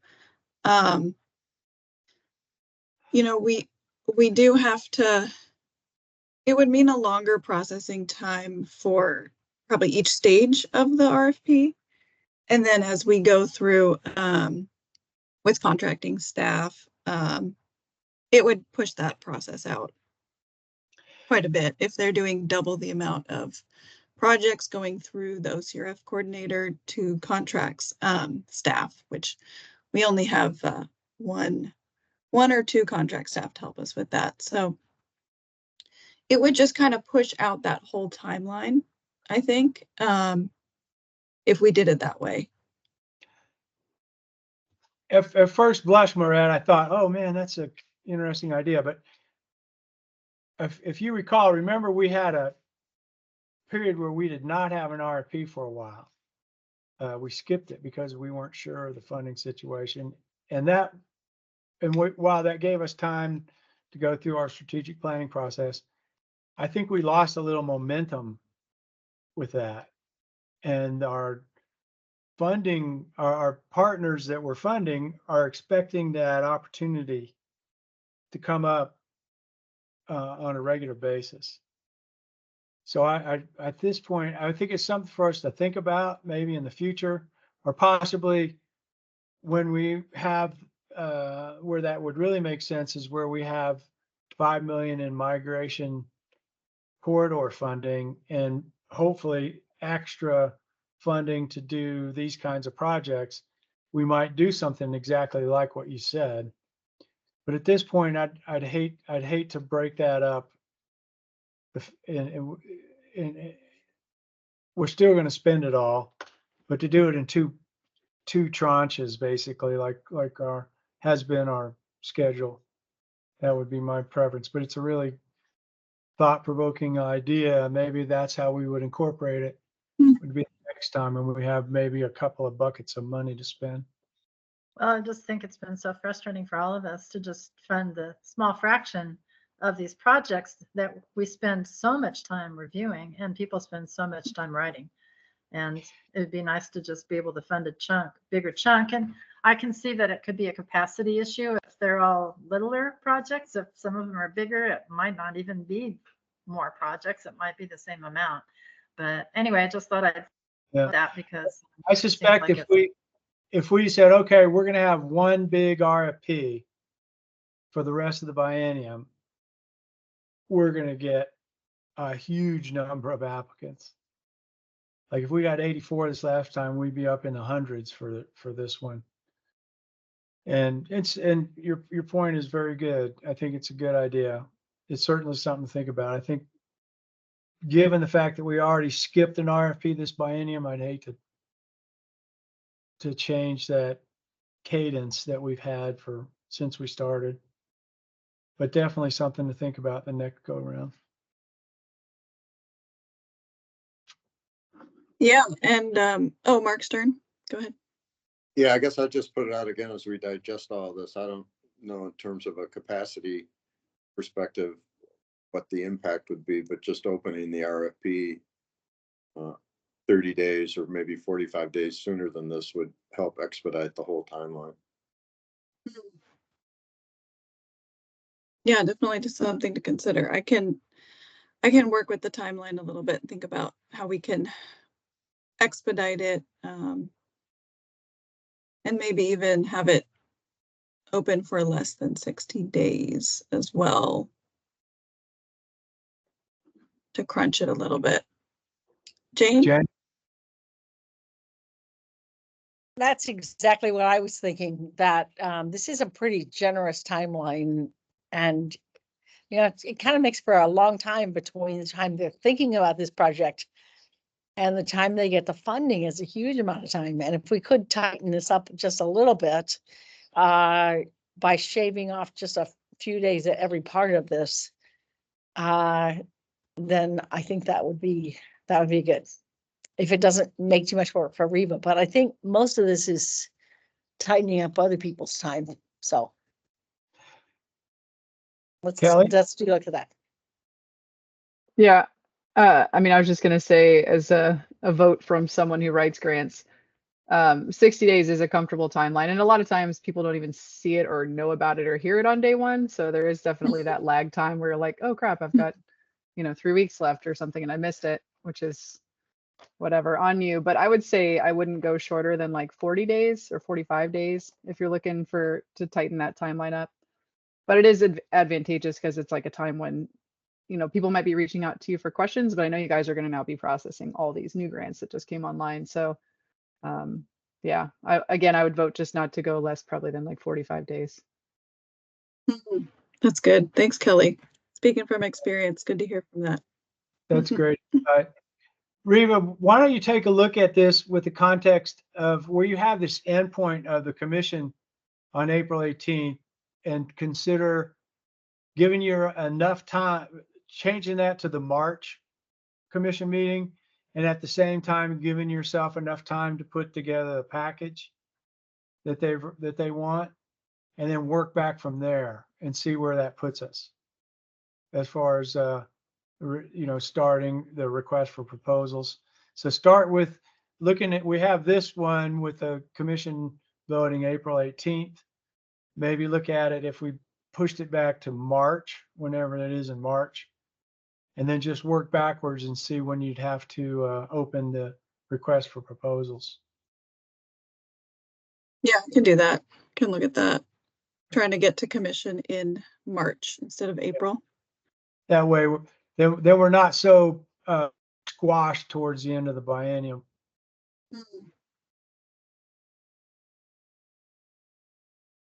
Yeah. Okay. I'll Yeah. look into that. Right. Thanks.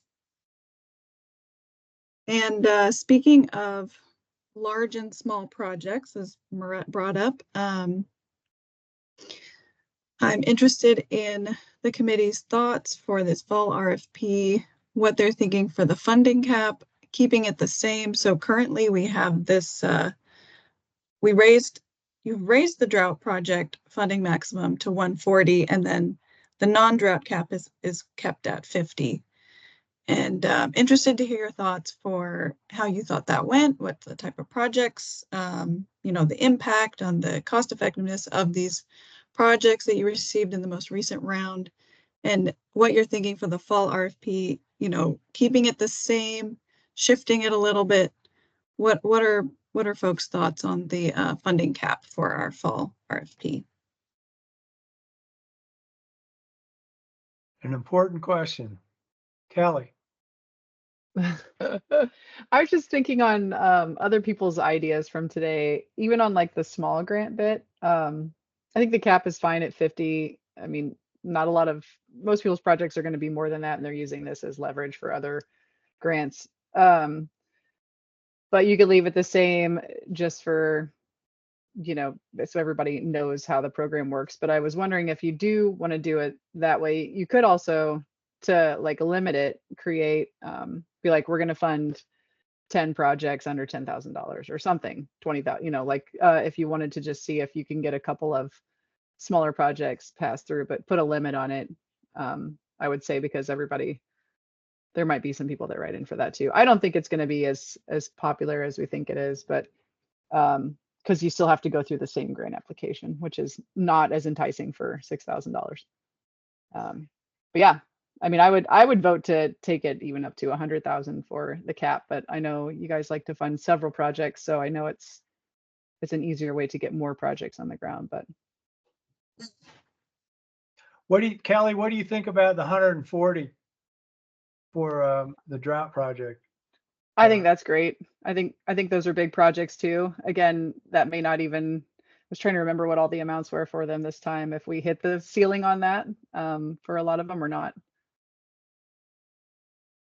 It's just hard to There's get few of anything them. done anymore.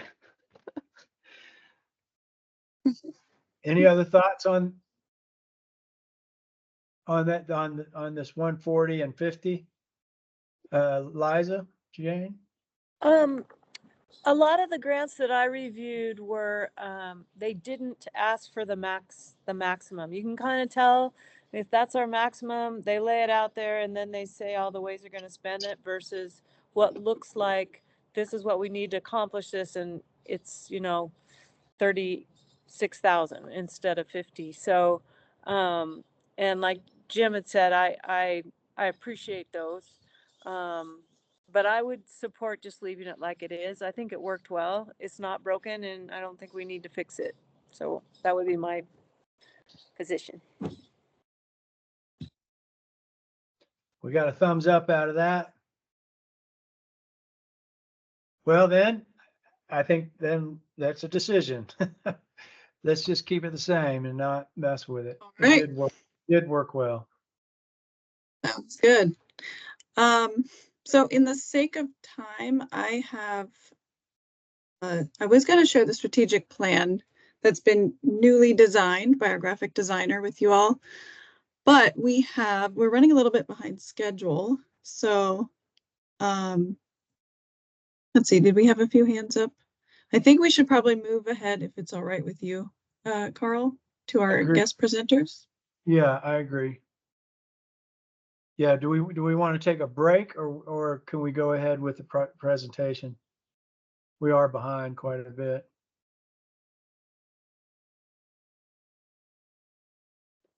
Are we okay just going ahead? I'm fine without a break if everyone else is. Anyone? We got to move ahead from Mauricio. That's good enough for me. Let's go ahead and move on to the project presentation. All right. So we have Shannon. We should have Shannon Richardson and John Paul Zagarola online.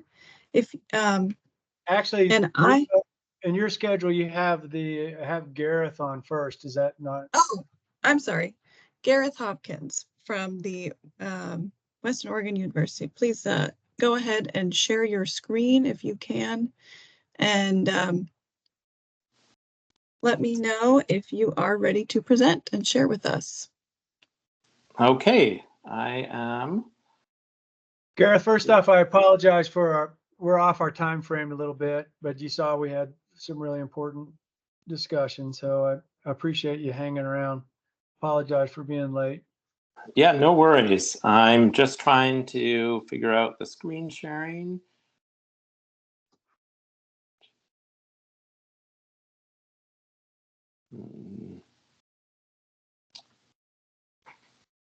I'm pressing share, and it doesn't seem to be. Reva, have you guys allowed him to share? Yeah, you should be allowed to share. So, Gareth, do you see two options for like screen share versus window share? Is that popping up? No, it's just says share content. Wait. Okay, so share content, and then it says screen, window, or tab, but when I click that, nothing is happening. You could probably just select screen, and then it's not giving me the option to select it. That is strange.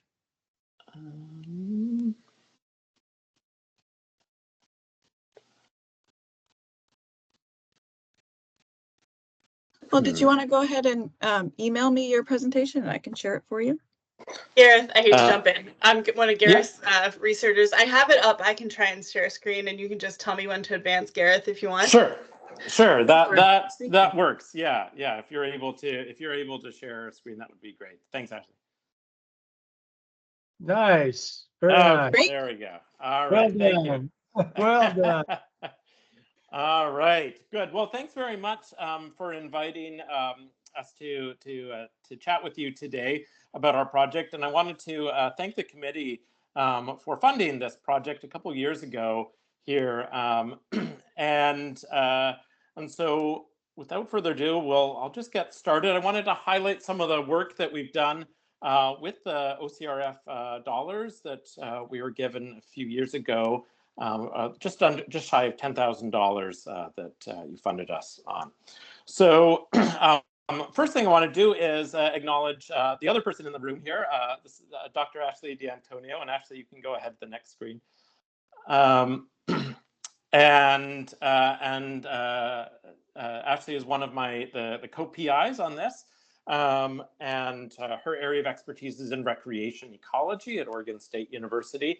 And Dr. Lucas Cordova wasn't able to be here today, but he headed up the Oregon Turtles website and app that you all funded as well with his team of computer science students. Go ahead, Ashley. But really the people that did this work were students. And this is something I really wanted to highlight because I think it is a really great investment that OCRF made into training students and really entirely undergraduate students as well. And so Western Oregon University is an undergrad only university in biology. And so there were 9 different biology students that were actually trained that did all of the work, that did the field work, as well as over 20 computer science students involved in the creation of the Oregon Turtles app and website. And I, as a biologist, would meet with them regularly, and so they learned a lot about conservation and biology as well.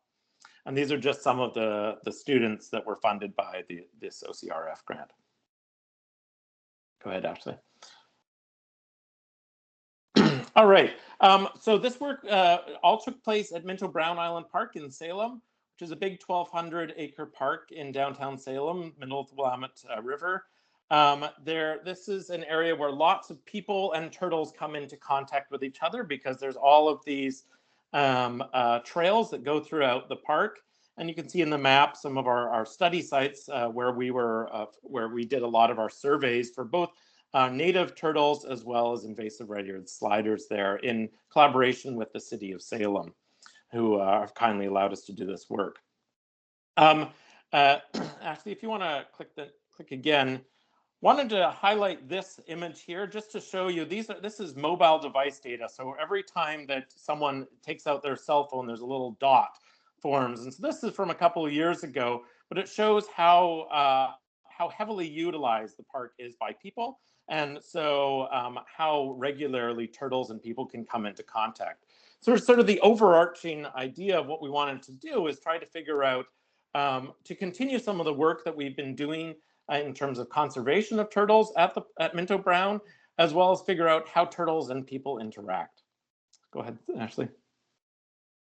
So there were 4 main objectives to our OCRF grant. I'm not going to read them out now, but instead I'm going to go through them as we go through sort of the results of the project.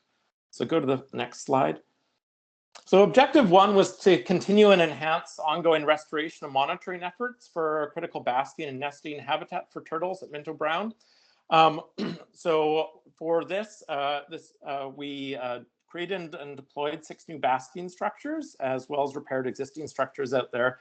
That includes an undergraduate honors project. Emil Ritchie designed a completely new basking structure that incorporated plants sort of as a screen there that you can see in the center of your slide there. And this was very exciting. We had the first record of juvenile turtles using those basking structures at Minto Brown, which was very neat. The graph that you see on the far right simply shows our model that we developed, which shows what makes sense intuitively, but it's nice to have data on it, that the probability of seeing a turtle at Minto Brown dramatically increases with the number of basking structures. And so, basking structures are a very good way to increase the turtles that you're seeing and that the public is seeing at Minto Brown. Go on to the next slide, please, Ashley. So we have long been doing work on basking surveys as well as nesting restoration work, and lots and lots of nesting surveys over the last 3 years. I'm not going to go into all the details of the data that we found. Suffice to say that just to focus on the fact that Turtles are trying to nest at Minto Brown, and we're doing a lot of, we employed a lot of students just to do transects, staring at the ground to try to find little turtle nests, but they don't seem to be being very successful at nesting. And so the number of intact nests you see in that table there sort of is indicative of that. And so lots of turtles are trying to nest. They're starting, making little holes. They're not being terribly successful in how they're nesting. We also measured environmental variables and found that vegetative cover and slope or aspect were the most important predictors. This will allow us to better prioritize certain areas for habitat restoration for nesting in the future. Go ahead, Ashley. Our second objective was to finish the development of and launch a newly created website and mobile phone app that we were originally thinking of calling PNW Turtle Watch, but we've rebranded to Oregon Turtles. And the OCRF funding specifically paid for Spanish language localization on the app and the website. And that was, and so I think that really propelled that forward and finished off the creation of that Dr. Cordova and his computer science students were working on. And I encourage you all to go to OregonTurtles.org, as well as download the Oregon Turtle app. You can find it in both the App Store as well as the Google as well as the iOS App Store. And people are downloading this and logging lots of sightings via the app and the website every time they see a turtle. It also educates them on how to tell native versus non-native turtles apart. We have a little turtle identification tool on there. And it created a new way for ODFW biologists to process all of the sightings coming in from the public in a much more streamlined way and verify those sightings and create a database that biologists can download all those data from. So that was a really big advancement due to OCRF funding. Go ahead, next, Ashley. Sort of one of the meat of our OCRF project was trying to understand how people and turtles are interacting. And so we did a lot of surveys, over 300 observational surveys were completed, examining basically what people are doing when they're at their park, and then also at the same time seeing what the impact is on turtles. And so just to sort of break down what you're seeing on some of these graphs here, on the left-hand side, this is a mosaic plot which basically shows how the percentage, each one of those bars is showing the sort of the percentage of turtles, what they did, either ignored people, moved a little bit but didn't stop basking, or completely stopped basking, dived into the water when they saw people. And what you see on the x-axis there, on the horizontal, is what the people were doing. So basically what this shows is that for people, that as you increase movement, you're disturbing the turtles more. And so if you're just standing there fishing from a distance, you're really having basically no impact, visible impact on the turtles in terms of their behaviors. Same thing for walking. If you start cycling, running, or a lot of mixed recreation, then you see the majority of turtles they stop basking and they respond more negatively. So this allows managers to really better pinpoint what type of recreation actually has an impact and which type doesn't, versus just saying people, how that people might impact turtles. Well, actually, it really depends on the type of recreation instead. The other thing that was really interesting to see is we broke this down by species. And so on the right hand side, you see that we have painted turtles, pond turtles, and sliders. Sliders being the invasive species, the others native, of course. And this might give us a hint to why sliders are so successful, and that basically sliders don't really care. I like to say, sliders don't give a damn, basically, right? So only 12% of sliders were disturbed when in contact with people versus almost half of the native species. And so this is, again, not all recreation is equal, not all turtles respond equally as well. And there's some interesting nuance there. Okay, go on, Ashley. All right, so the final objective was to take all of these results and put them into signage that we could print out and place at the park. And that's exactly what we did. We created and installed 6 signs. You see 3 different types of signs here. We have 2 of each of these printed in different areas of the park where people are most likely to come in contact with turtles. And so at some of the big ponds and sloughs where people see turtle basking, you see this really large sign that educates people on the turtles and minto brown, the difference between native and invasive species, as well as gives them hints, things based off our research, things like slow down, be quiet. If you're cycling, maybe walk your bike as you go past turtles, keep things slow. And then also links to a QR code to our website, as well as the app that people can do to get involved in reporting sightings of turtles. And then we also have printed around where turtles are trying to nest on land. We have special signs about what do you do when you see a turtle on land, as well as educating the public about red-eared sliders and how to identify them and what to do when they see them. We also surveyed people about their attitudes about turtles, and we are gratified to see that basically everyone was really positive, or at the worst, neutral. We didn't have any negative reactions about turtles based off of the people we talked to at the park. Go ahead, Ashley. And so just to conclude, people and turtles are going to interact. When basking is interrupted, animals will end up fleeing.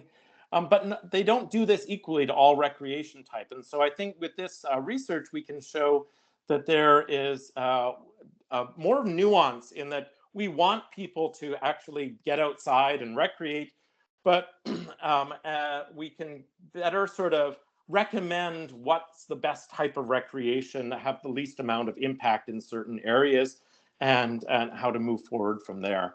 And there's a lot of engagement that from the public, at least that we encountered. There's a lot of potential to harness here in terms of conservation. Everyone likes turtles, it seems, and wants to help them. And so that's really gratifying to see that.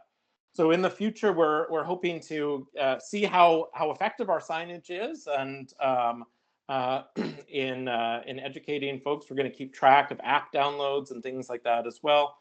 We're also moving into some new research right now. Right this summer, I have students out as I am giving this presentation. They're out catching turtles at Minto Brown, trying to understand better how red-eared sliders are outcompeting our native species, and that seems to be getting worse and worse at Minto Brown, especially. And we're doing a mark recapture study. We're measuring some turtle physiology this summer. And we're trying to gather some preliminary data that might turn into a potential new OCRF project as well. So with that, Ashley, you can go to the next slide. I'm happy to, if we have any time, to take any questions. I'm also happy to give you my contact information. You can email me any questions or feedback you might have as well. Gareth, thank you very much for a great presentation. Very well put together and nice format. I remember this was one of our earliest projects that we funded, and we're very, very happy to get what we got for $10,000. At that time, we thought $10,000 was a lot of money, and it is, but not. The scheme has changed for us. So, but to see what we were able to achieve with that, really gratifying. So thank you for that. I do have that app which I just downloaded. Is that like useful across the state, or is that just for that park? Yes, useful across the state. And it's being monitored by ODFW biologists across the state who are taking in those data that come in. So yeah, it's for everywhere. And it looks like a picture is required to report. Is that? It's not required. It's recommended. It's definitely recommended, but it's not required. Like, you can move forward to the next screen if you don't have a. Are you doing, as you know, with the turtle potentially being listed, this kind of data is really valuable. Is there a way, Yeah. have you done anything to try to popularize this app or get the word out about the app? Yeah, so when it was first launched, there was a fair bit of press. We had a couple of news articles that came out, and what's nice is we now have things, well, with the signs. There's the the QR code for the app and everything right there on the signs, and we've been to various conferences, and I've talked to every ODFW biologist that I can, giving them the information that they can pass on to folks as well. And I think that's an area that we can continue to do some more work on, is pushing that even further to get people to download that. One just a brief anecdote on that is really neat. I have another project where we're looking at snapping turtles, invasive snapping turtles in the Portland area, on right now. And we, the year that the app and website were launched for this reporting tool, we saw a massive spike in the number of reported snapping turtles. And so that's really, really sort of gratifying that people are using it. And that we can have a lot more information, not just our native species, but where our invasive species are as well. Well, I remember being quite excited about this app, and honestly had kind of forgotten about it. So is with the potential listing, I mean, this could be a really valuable tool to get out there. So Absolutely. Kelly? Yeah, I was just gonna say, if you could drop the name again in the chat, and I'll just make sure I can spread it around too, because I was out in the estuary here last week, and there was a turtle swimming in the slough, which I've never seen a turtle in the estuary. It was really, really cool to see. But we see a ton of them down here. So I don't know how much South Coast data you're getting. Yeah, no, it would be great to see that. And yeah, so you can access the app either from the App Store, just searching Oregon Turtles, or if you go to the website, OregonTurtles.org, OregonTurtles.com also works. It goes to the same place. And then you can download it from there as well. Thank you, Gareth. I really appreciate it. Great presentation. And yeah, I'm excited to send you my pictures. Thank you. I also wanted to mention, you don't actually even need the app to report. If you prefer, not everyone wants to have another app on their phone, right?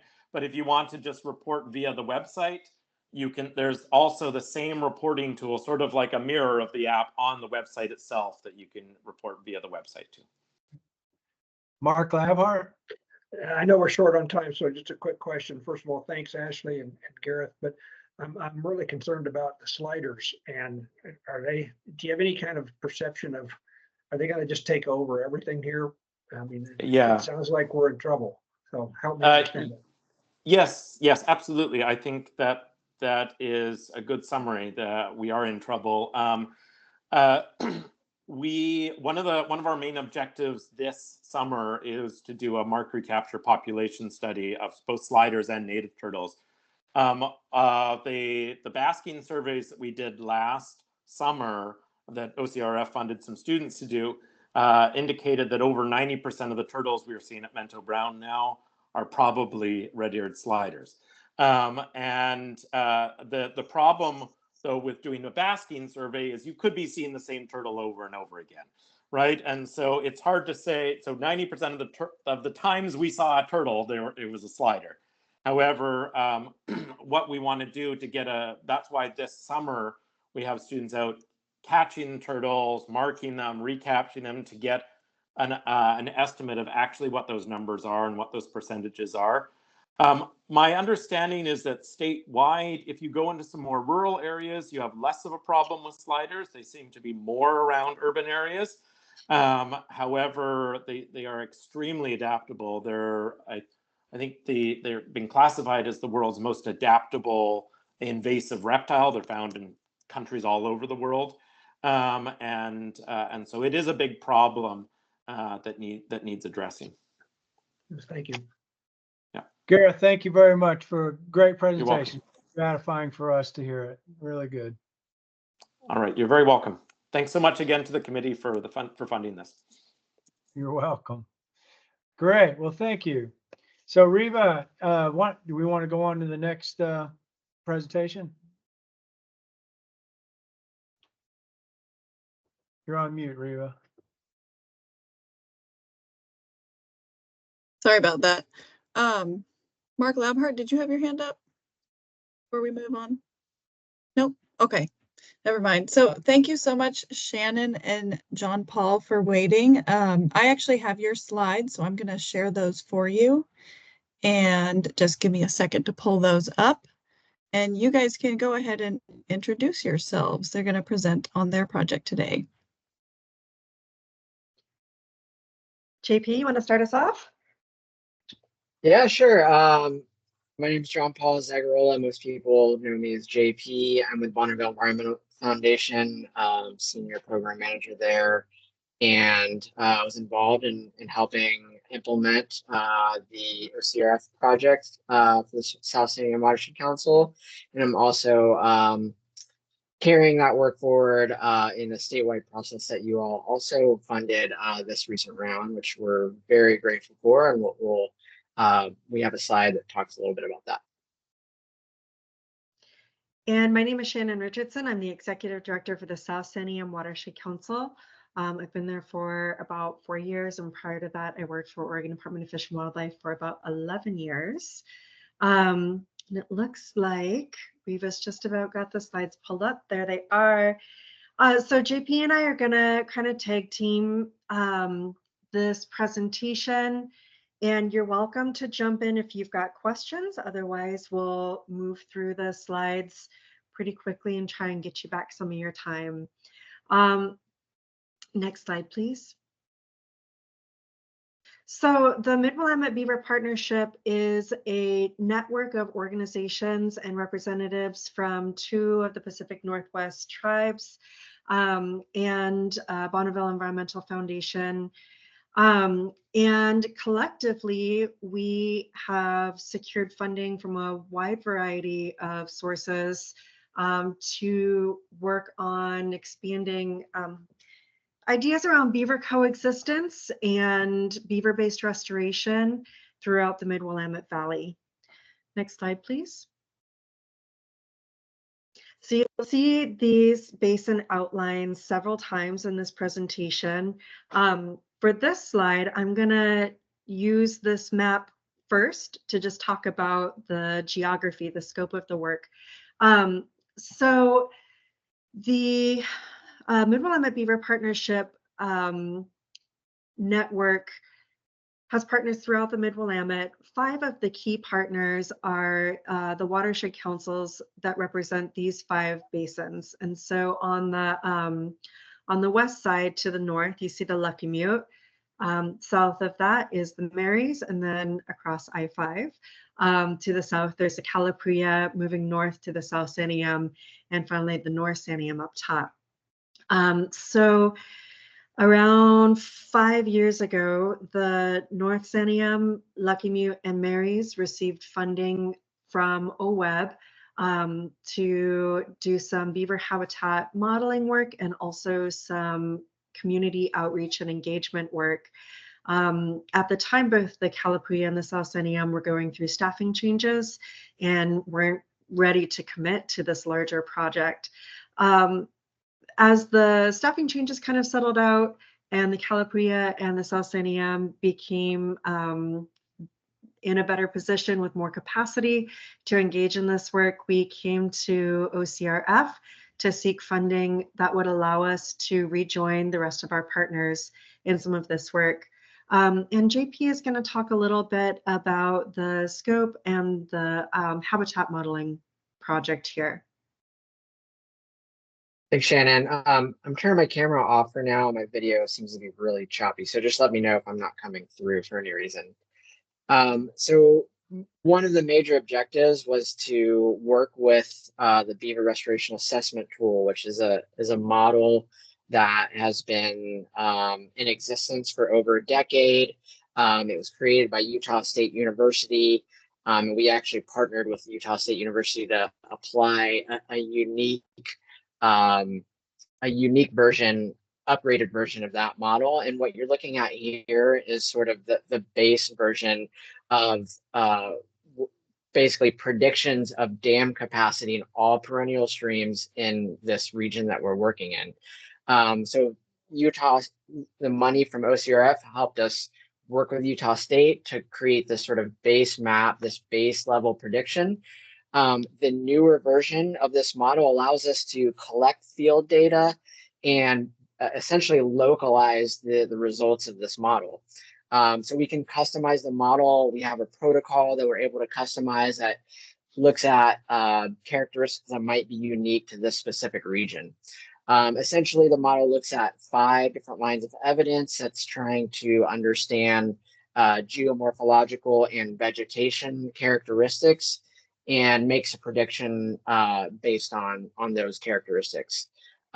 Because we're essentially localizing this model, we're able to engage the community or engage other people in this process. And Shannon talked a little bit about this, but we were able to engage volunteers and students in the model calibration process. And this is ultimately helping us to really zero in on site level project prioritization. Where do we want to be working in these watersheds where we're going to get the most bang for our buck to do habitat restoration that will bring beaver to these locations, or where we might want to relocate beaver where they're causing a problem down in other areas. Next slide, Shannon. So ground truthing requires people. It requires boots on the ground. And so the approach that we took for ground truthing the model was to apply a grid-based sampling design. So that's a general random tessellated survey. And you can picture it, JP mentioned that there's a little over 6,000 miles of perennial stream throughout those 5 basins.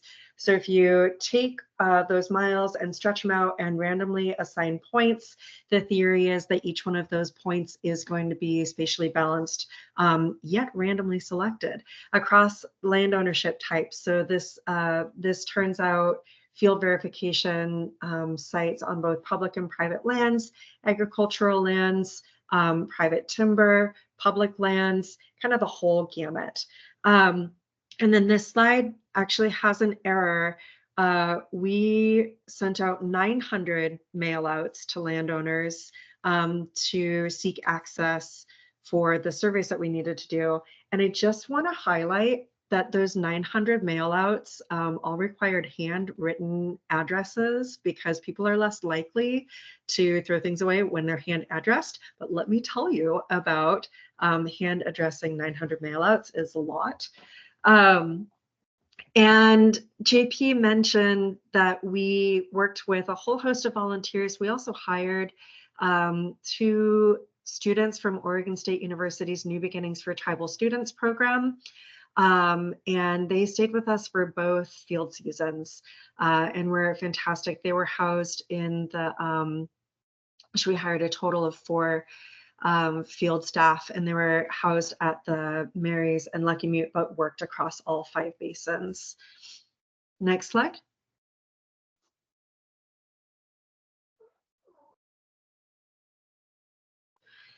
JP, do you want to talk just a little bit about results here? Yeah, sure.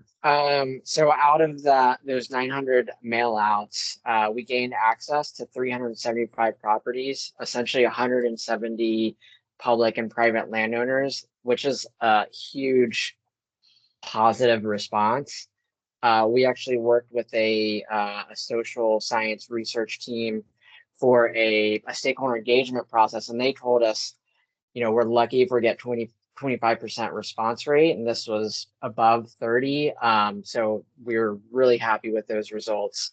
And then through that, that access, we were able to conduct around 144 surveys.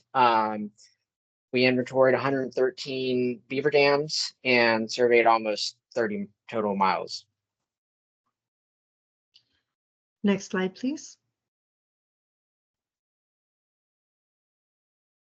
JP, I think you're going to continue here. Okay. Yeah, so this is just a map of our survey results effort. You can see all the blue dots here, are all the surveys scattered across these basins. We got a pretty good scattering through all our major ecoregions. There's a high concentration over in the Coast Range to the west, just because there's a higher density of streams over there. And then the X's are the beaver dams that we inventoried. Next slide.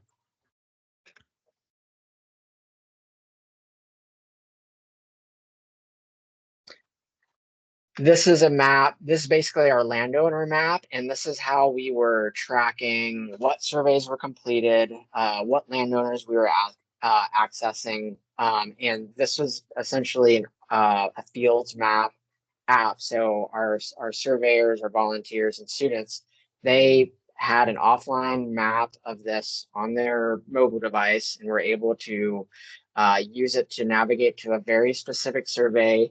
Anything that was green was, they knew they could access that property. Anything that was red was not accessible. Those red ones, we either got denied or just didn't get a response to our mail out. So again, a pretty impressive positive response in accessing the many private properties that we have in this region. Next slide.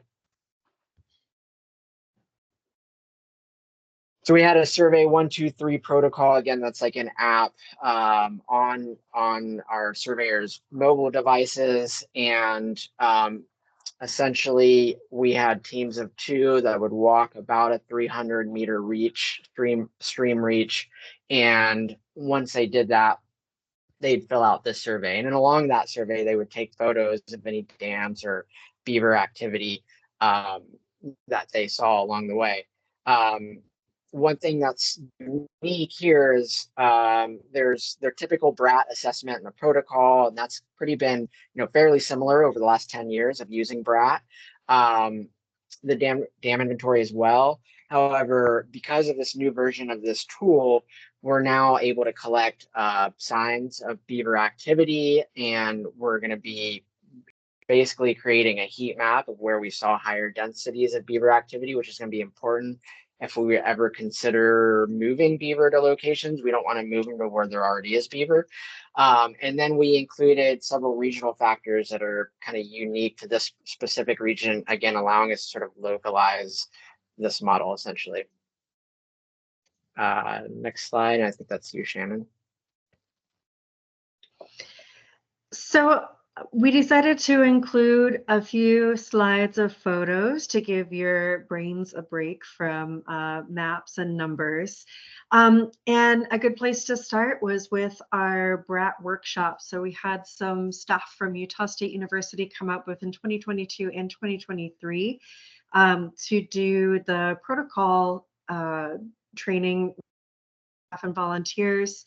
And that consisted both of the classroom section, which you see taking place that's the Bald Hill Farm in Corvallis, and then out in the field. And across the 2 years, the second workshop that we did was supported almost entirely by OCRF funding.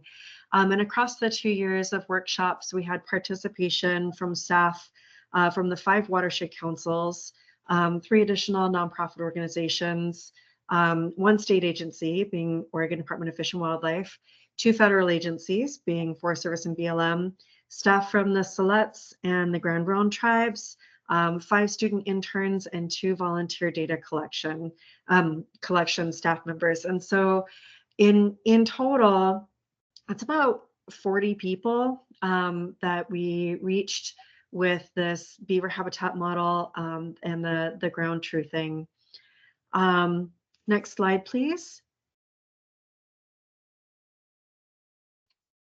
And then we talked about the diversity of land ownership and land types. You saw the map with the distribution of the sites that we had access to and the sites where we conducted surveys.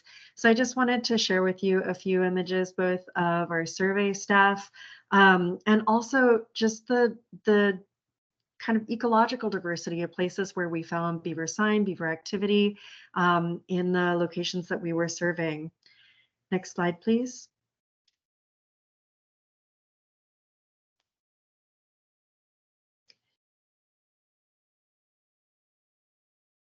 This was, I believe, John Paul, correct me if I'm wrong, but this is one of the surveys that was up in the North Santiam. Is that correct? Yep, that was in the fire footprint of the Beachy Creek wildfire, which is another, we're interested to see kind of the results of that, you know, what the response has been since the 2020 wildfires. Next slide, please.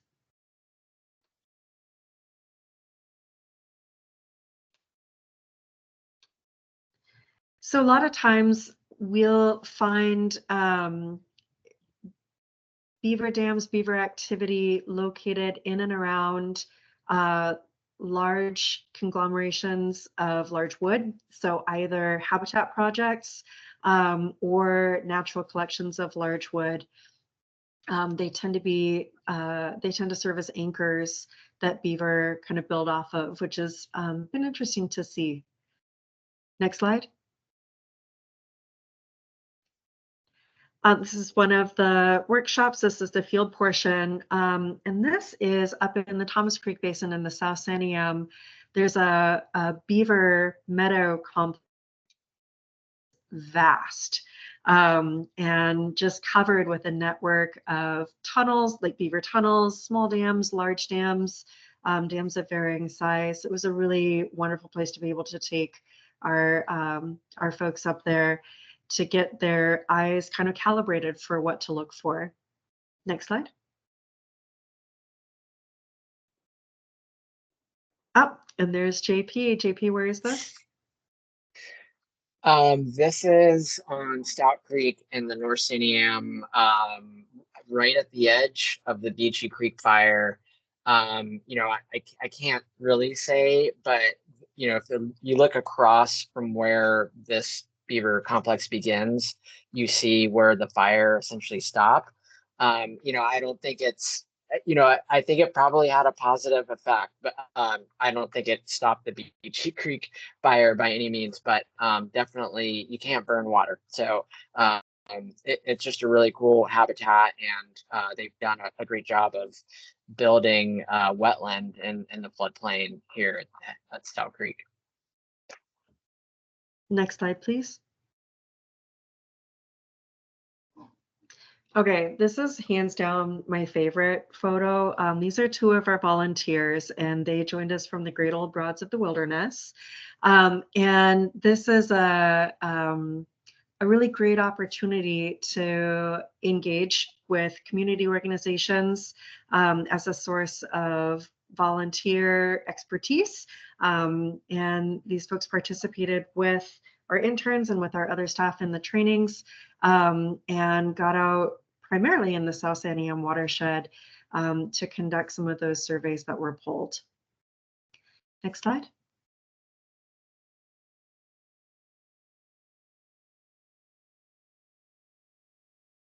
Oh, and last but not least, this is a really interesting site just outside of Lebanon, also in the South Santiam. And that kind of blocky piece of wood that you see used to be a bench, and it used to be up on the bank. And beaver pulled it down into the beginnings of their dam there on Hamilton Creek, and started building off of it. So it's now an integral part of their dam there on Hamilton Creek. Next slide, please. Okay, so what comes next? We are full of gratitude for the funding that we received from Oregon Conservation Recreation Fund, because without the funding and support from this organization, the South Santiam and the Kalapuya would not have had the capacity to join the rest of our Mid-Willamette partners. And so at this point, the field verification is complete for all 5 of the basins. Utah State University is now integrating the field verification data into the BRAT model, and the result of that will be a locally adapted beaver habitat model that we can use to help prioritize our future restoration. As we take the results from that habitat inventory, we'll also work with the information that we gained during our stakeholder engagement process to really fine tune our efforts in beaver-based restoration and to have a better sense of how to communicate with local communities when they experience beaver conflict or have adverse interactions with beaver activity. And I think JP is going to wrap us up by talking about the next step, which is on the next slide. So besides the local scaling up, there's also a larger scale scaling up. Go ahead. Thanks, Shannon. And yeah, and this is part of the proposal that we submitted and thankfully you all funded. And, basically, after we're sort of transitioning with the Mid-Willamette Beaver Partnership, we've spent about 3 years on planning for beaver, working with landowners, understanding where the beaver habitat is, and test piloting this new tool with Utah State University and have been pretty successful with it. And so we have some opportunities converging. And essentially, the BRAT model has now been run for the entire state of Oregon and Washington for that matter. And really what's left to do to get that in a form where people can actually use it to prioritize projects is to go through that same or similar processes that we went through with the Mid-Willamette in essentially data collection. And so we're using the lessons learned from the Mid-Willamette Beaver Partnership to scale this up to the state level. We're working with a variety of partners on the coast, Central Oregon, Eastern Oregon, Umpqua Basin to go through the same data collection process, but make it fit for them. We're trying to keep this a bottom-up process, make sure that, whatever it is we create, it's sort of a community based approach to the statewide process. So once we're just kind of getting started with that. We expect that to go for probably about 2 years to the point where we can then localize BRAT across the state, and any practitioner or anyone doing conservation around beaver will be able to access that data through an online resource hub. And then hopefully, we're creating sort of a community of practice around beaver-based restoration, kind of recognizing that beaver-based restoration isn't really a tool that is that accessible at the moment, even though, we have climate change problems that we need to be addressing now, and we should be partnering with Beaver more to start addressing those. And this is just a way to kind of get, through some of those bottlenecks and make beaver-based restoration an accessible tool for everybody, essentially. Mark, I'm sorry, I just saw your hand up. Go ahead. Oh, I was going to wait till you were done. I'll wait till you're done and then question. Okay. I believe that the next slide is the last slide, so maybe our timing is just right. Yep. So we would love for any of you to come out in the field with us, come chat with us as we kind of continue venturing into beaver-based restoration within these 5 basins. So it's contact information for both JP and myself, as well as our primary watershed council partners down there. So with that, I'm ready for your question up there, sir. Okay, thank you, Shannon and John Paul, for the presentation.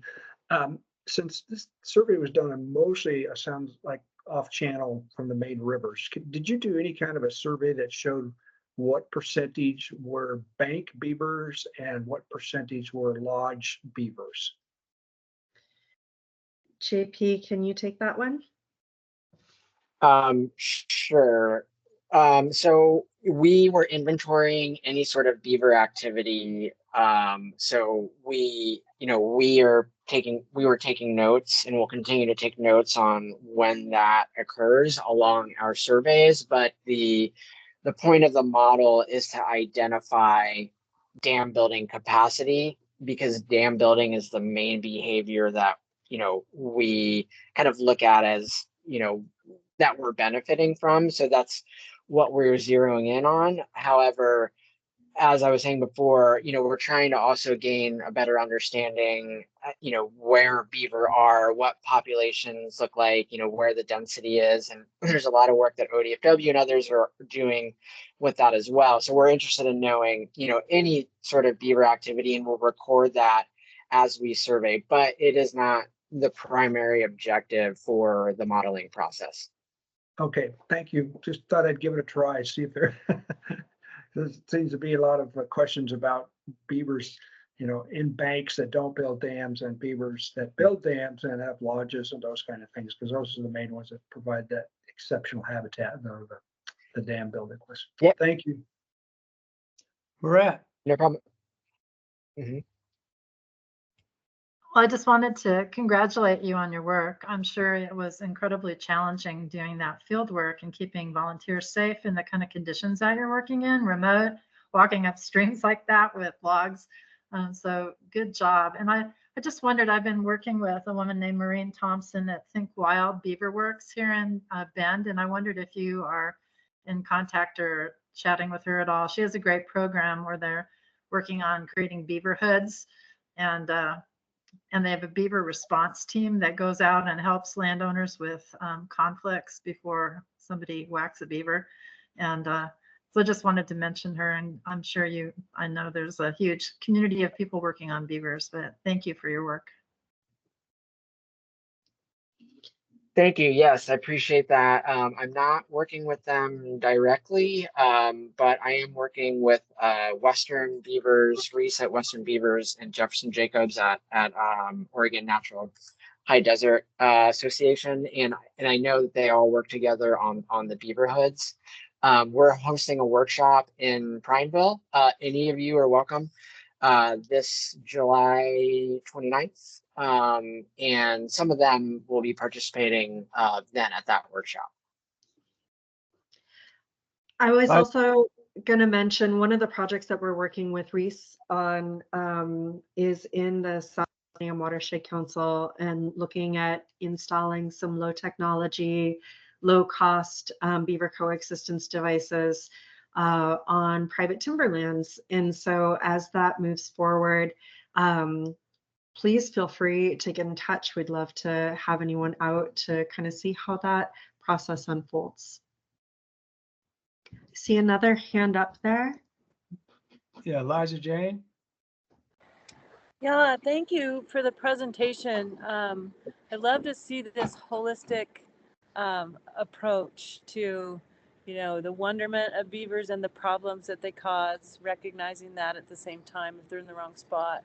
I really just wanted to ask, you had great response from landowners, and you said public/private, and I'm wondering if you had the division of that. How much was public permission versus the private landowner permission? Do you have that? JP, do you have that handy? I don't, but I will say the majority of our individuals were private. The majority of our land is probably public, just because, you see all that Forest Service land on the Cascades. However, we did have timber partners involved, agriculture, all sectors. And Shannon, do you want to mention the stakeholder engagement work? Yeah, I definitely can. Were you thinking of anything in particular? Well, just some of the results maybe that we got back in terms of like the perception, I think of beaver, like ag and from riparian, private landowners. Yeah, the results were a little bit surprising. So the stakeholder engagement project that we worked on was a combination of mail out surveys, focus groups, and individual interviews with representatives from different interest groups that have land or manage land with riparian area on it. And so that included, like JP talked about, private timber, public land managers, public works, private landowners, and the overwhelmingly, people actually like beaver until they don't. And so when people think about beaver coexistence, largely what we found was people like to see them, and they're pretty okay with their presence as long as it's kind of a benevolent presence. And to a lot of folks that we talked to, the idea of coexistence meant anything short of lethal removal. And so that meant trapping, it meant removing dams. And so there's this really, there's an adjustment, I think, for a lot of us in how we think about the idea of beaver coexistence, how we talk about it, and then how we message it and how we reach out and provide information and resources and communicate about beaver coexistence. And so I don't know, JP, if that's what you were going for, but those were kind of the most interesting findings for me, is what we mean when we talk about beaver coexistence can really change depending on where folks are and the kinds of interests that they have from the land that they own or they manage. Okay, thank you. Thanks. And I'm happy to get you that actual breakdown. If you would like to know, I can flip it to Riva. Maybe she can share that out. You don't need to. I was just, you gave me a good answer, just a sense of that. So Okay. often private landowners are resistant, and I was impressed with your, permission that you received and just wondering where that was at. So you did good. Thank you. And I know that we're short on time. I wanted to just add one brief thing, Liza Jane. I think one of the real benefits of this work that you all funded is that watershed councils are deeply rooted in community. And I think that that's really reflected in the response rate. I think the response rate is really related to the time and energy that we've spent developing relationships in our service areas. So I don't mean to be cheeky, but I think you made a good investment with that project. Thank you. I do too. Thank you. Thank you so much. Shannon and JP, thanks for a great presentation. And I think you know that this area is very key for the OCRF. I'm looking at a lot of this as baseline work that's going to lead to some real serious on the ground efforts.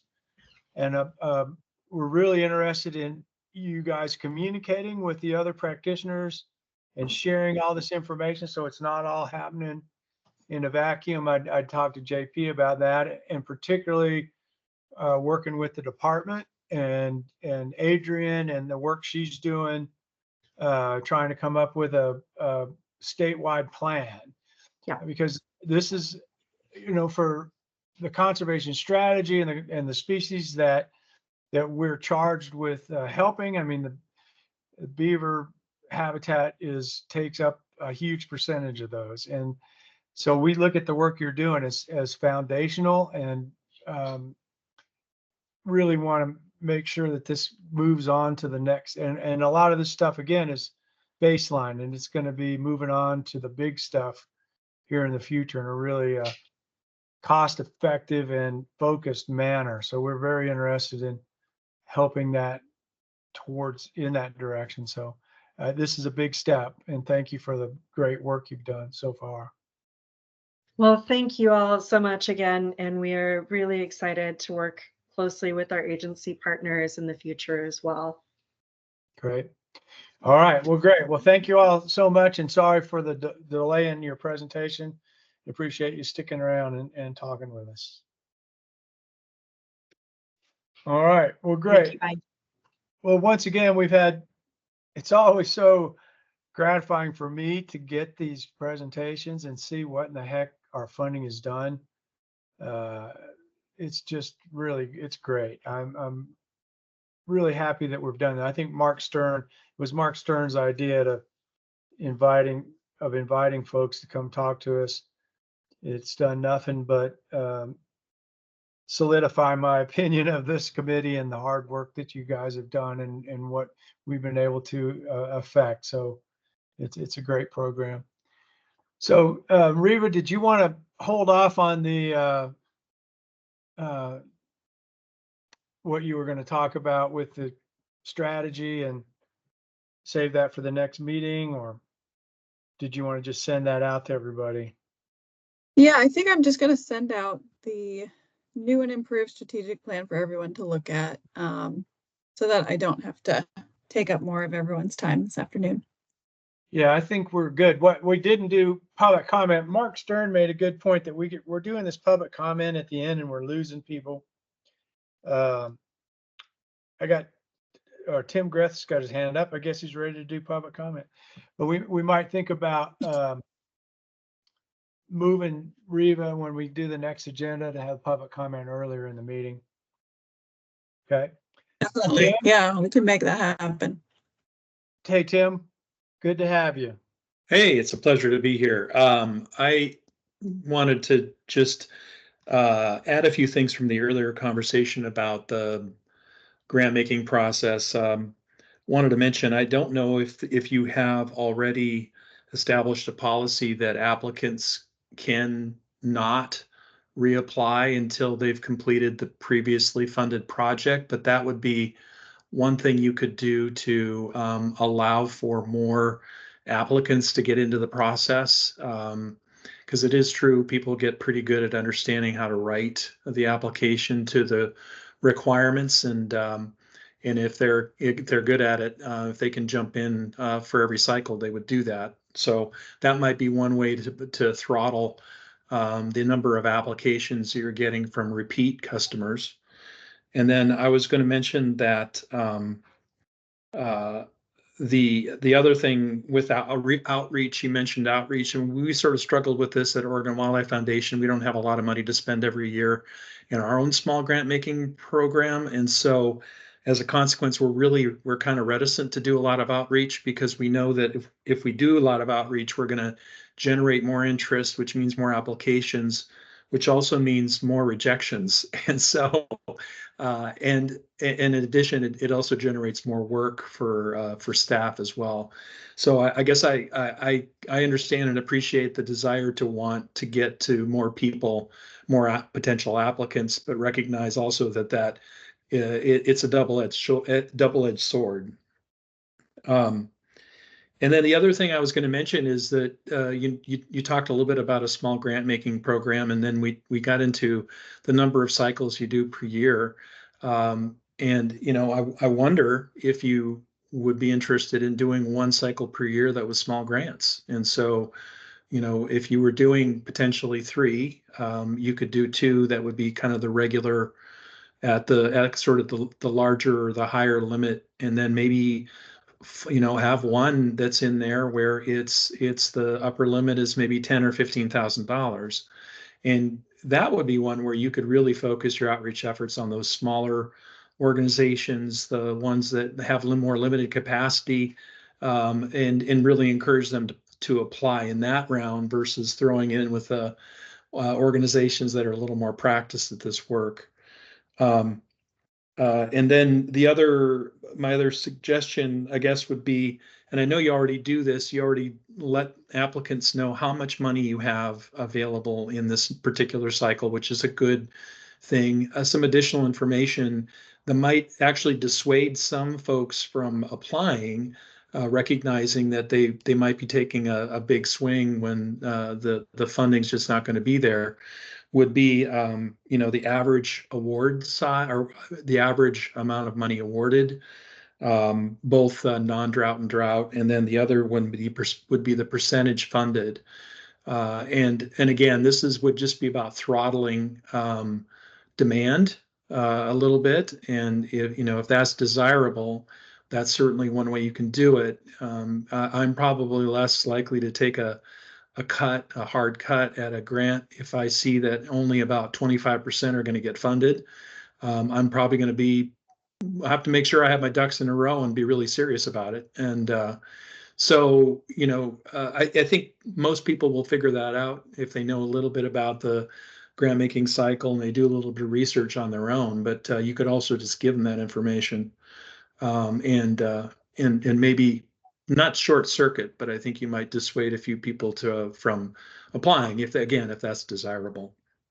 And then I'll just finally conclude with just a little bit of a update, if you will, about the search for a marketing firm to work with the advisory committee and staff on a strategic marketing plan to support the strategic plan's goals and objectives.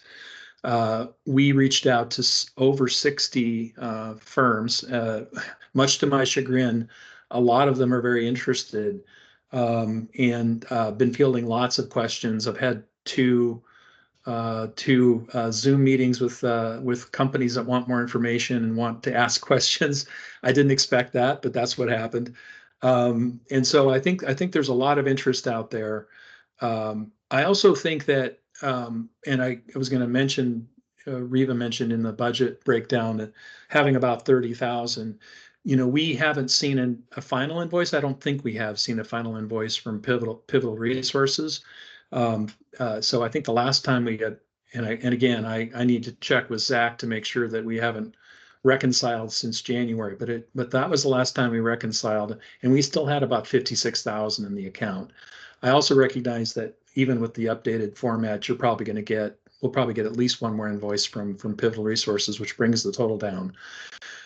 The reason I'm bringing that up is I think that when all is said and done, when we start looking at proposals, we have one, by the way, we've received one proposal so far, well ahead of the deadline of July 24th, is that I don't know that the amount of money that we have in the OCRF fund left is going to be sufficient to really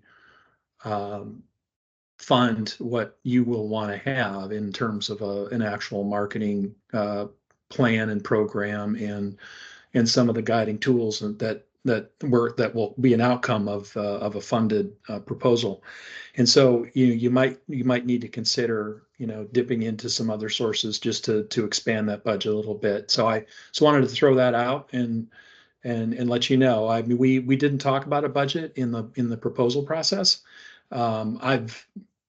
Virtually everybody has asked me, and I've found ways to not answer the question. And because I don't want to discourage good applicants, and at the same time, we really didn't have an idea and still don't have an idea what kind of a full suite of services as proposed would mean in terms of dollars and cents. Obviously these larger firms have more overhead.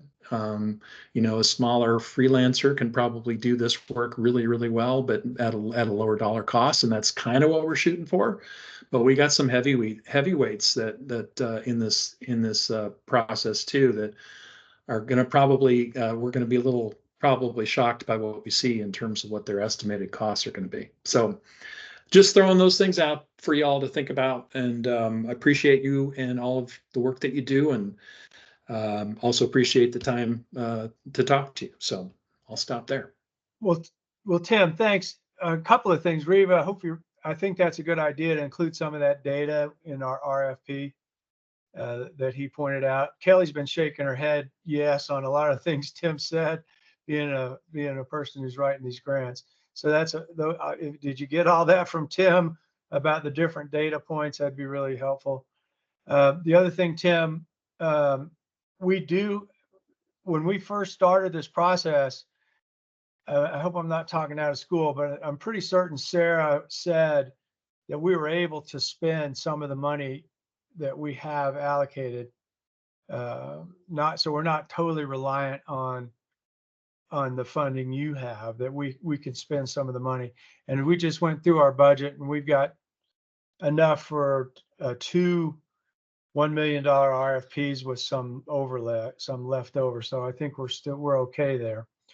One other thing for you, I don't think you were on the call during a conversation we had early on regarding how Jane Hartline and her husband funded a bunch of the projects at the end of after we selected them, and that has morphed into communicating with Oregon Community Foundation. Were you here for that discussion?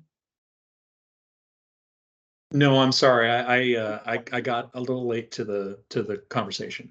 Well, so just so you know, because I wanted to include you in this, we're gonna Reva's gonna work on setting up a meeting where we're going to have Jane involved with Oregon Community Foundation and OWEB, because OWEB has an interest in the same thing, where they got all these projects that are quite good projects, and trying to communicate with other funders. So I just wanted you to be aware that your name came up in that context, as we may be able to find some synergies there, where we have such a great vetting process that it's a valuable thing to have a list of great projects, and other foundations may be interested in that. So we're going to pursue that a little more formally in the future. So just wanted you to be aware. That's great to hear. And Jane did share with me that list of projects, unfunded projects, and there's a lot of great work that could get done with some dollar allocation there, and we'll take a look at that, particularly for the coastal projects, and because we do hold some funds for mitigation along in coastal counties, so that's a good fit, and we'll take a look at that for sure. Yeah, so we need to have that discussion for a more formal way to make all that happen. So that'll happen in the future.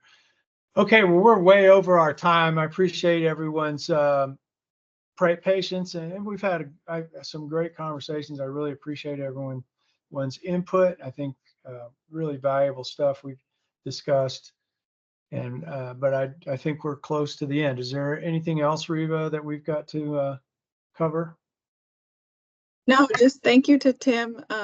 Thanks for covering that. There were some things that I had on slides that he just covered for me, so that was great. Thanks for stepping in there and giving an update on the communication strategy. I really appreciated it for the group. Great. Does anybody else have any comments or any parting statements, or is everyone satisfied how everything went? I think I'm totally satisfied. Oh, go ahead, Jim. You said. Kelly, I love watching your head, Bob, when Tim was talking. Know. Like, yeah. I just wanted to reiterate how much value it was for me personally to meet everyone face to face, and to have that face to face meeting. I don't know what that means, whether we should do more or not, but it was certainly sort of the high part of my month, and it was very valuable to me. So thanks. We should think about doing that. And one of the options too is meeting in a more central location, say Bend or something, where it's easier for people to get to. Elijah Jane doesn't have to travel for days to get somewhere. And but I think, thank you for that, Jim. I think we ought to consider doing that sooner than later. So, okay, well, we'll discuss on that. Well, Reva, you and I need to get together maybe a little bit later this week and talk about some things. But otherwise, I think the meeting can be adjourned, and thanks again for all of your great input. Bye, everybody. See you. Thanks, everyone.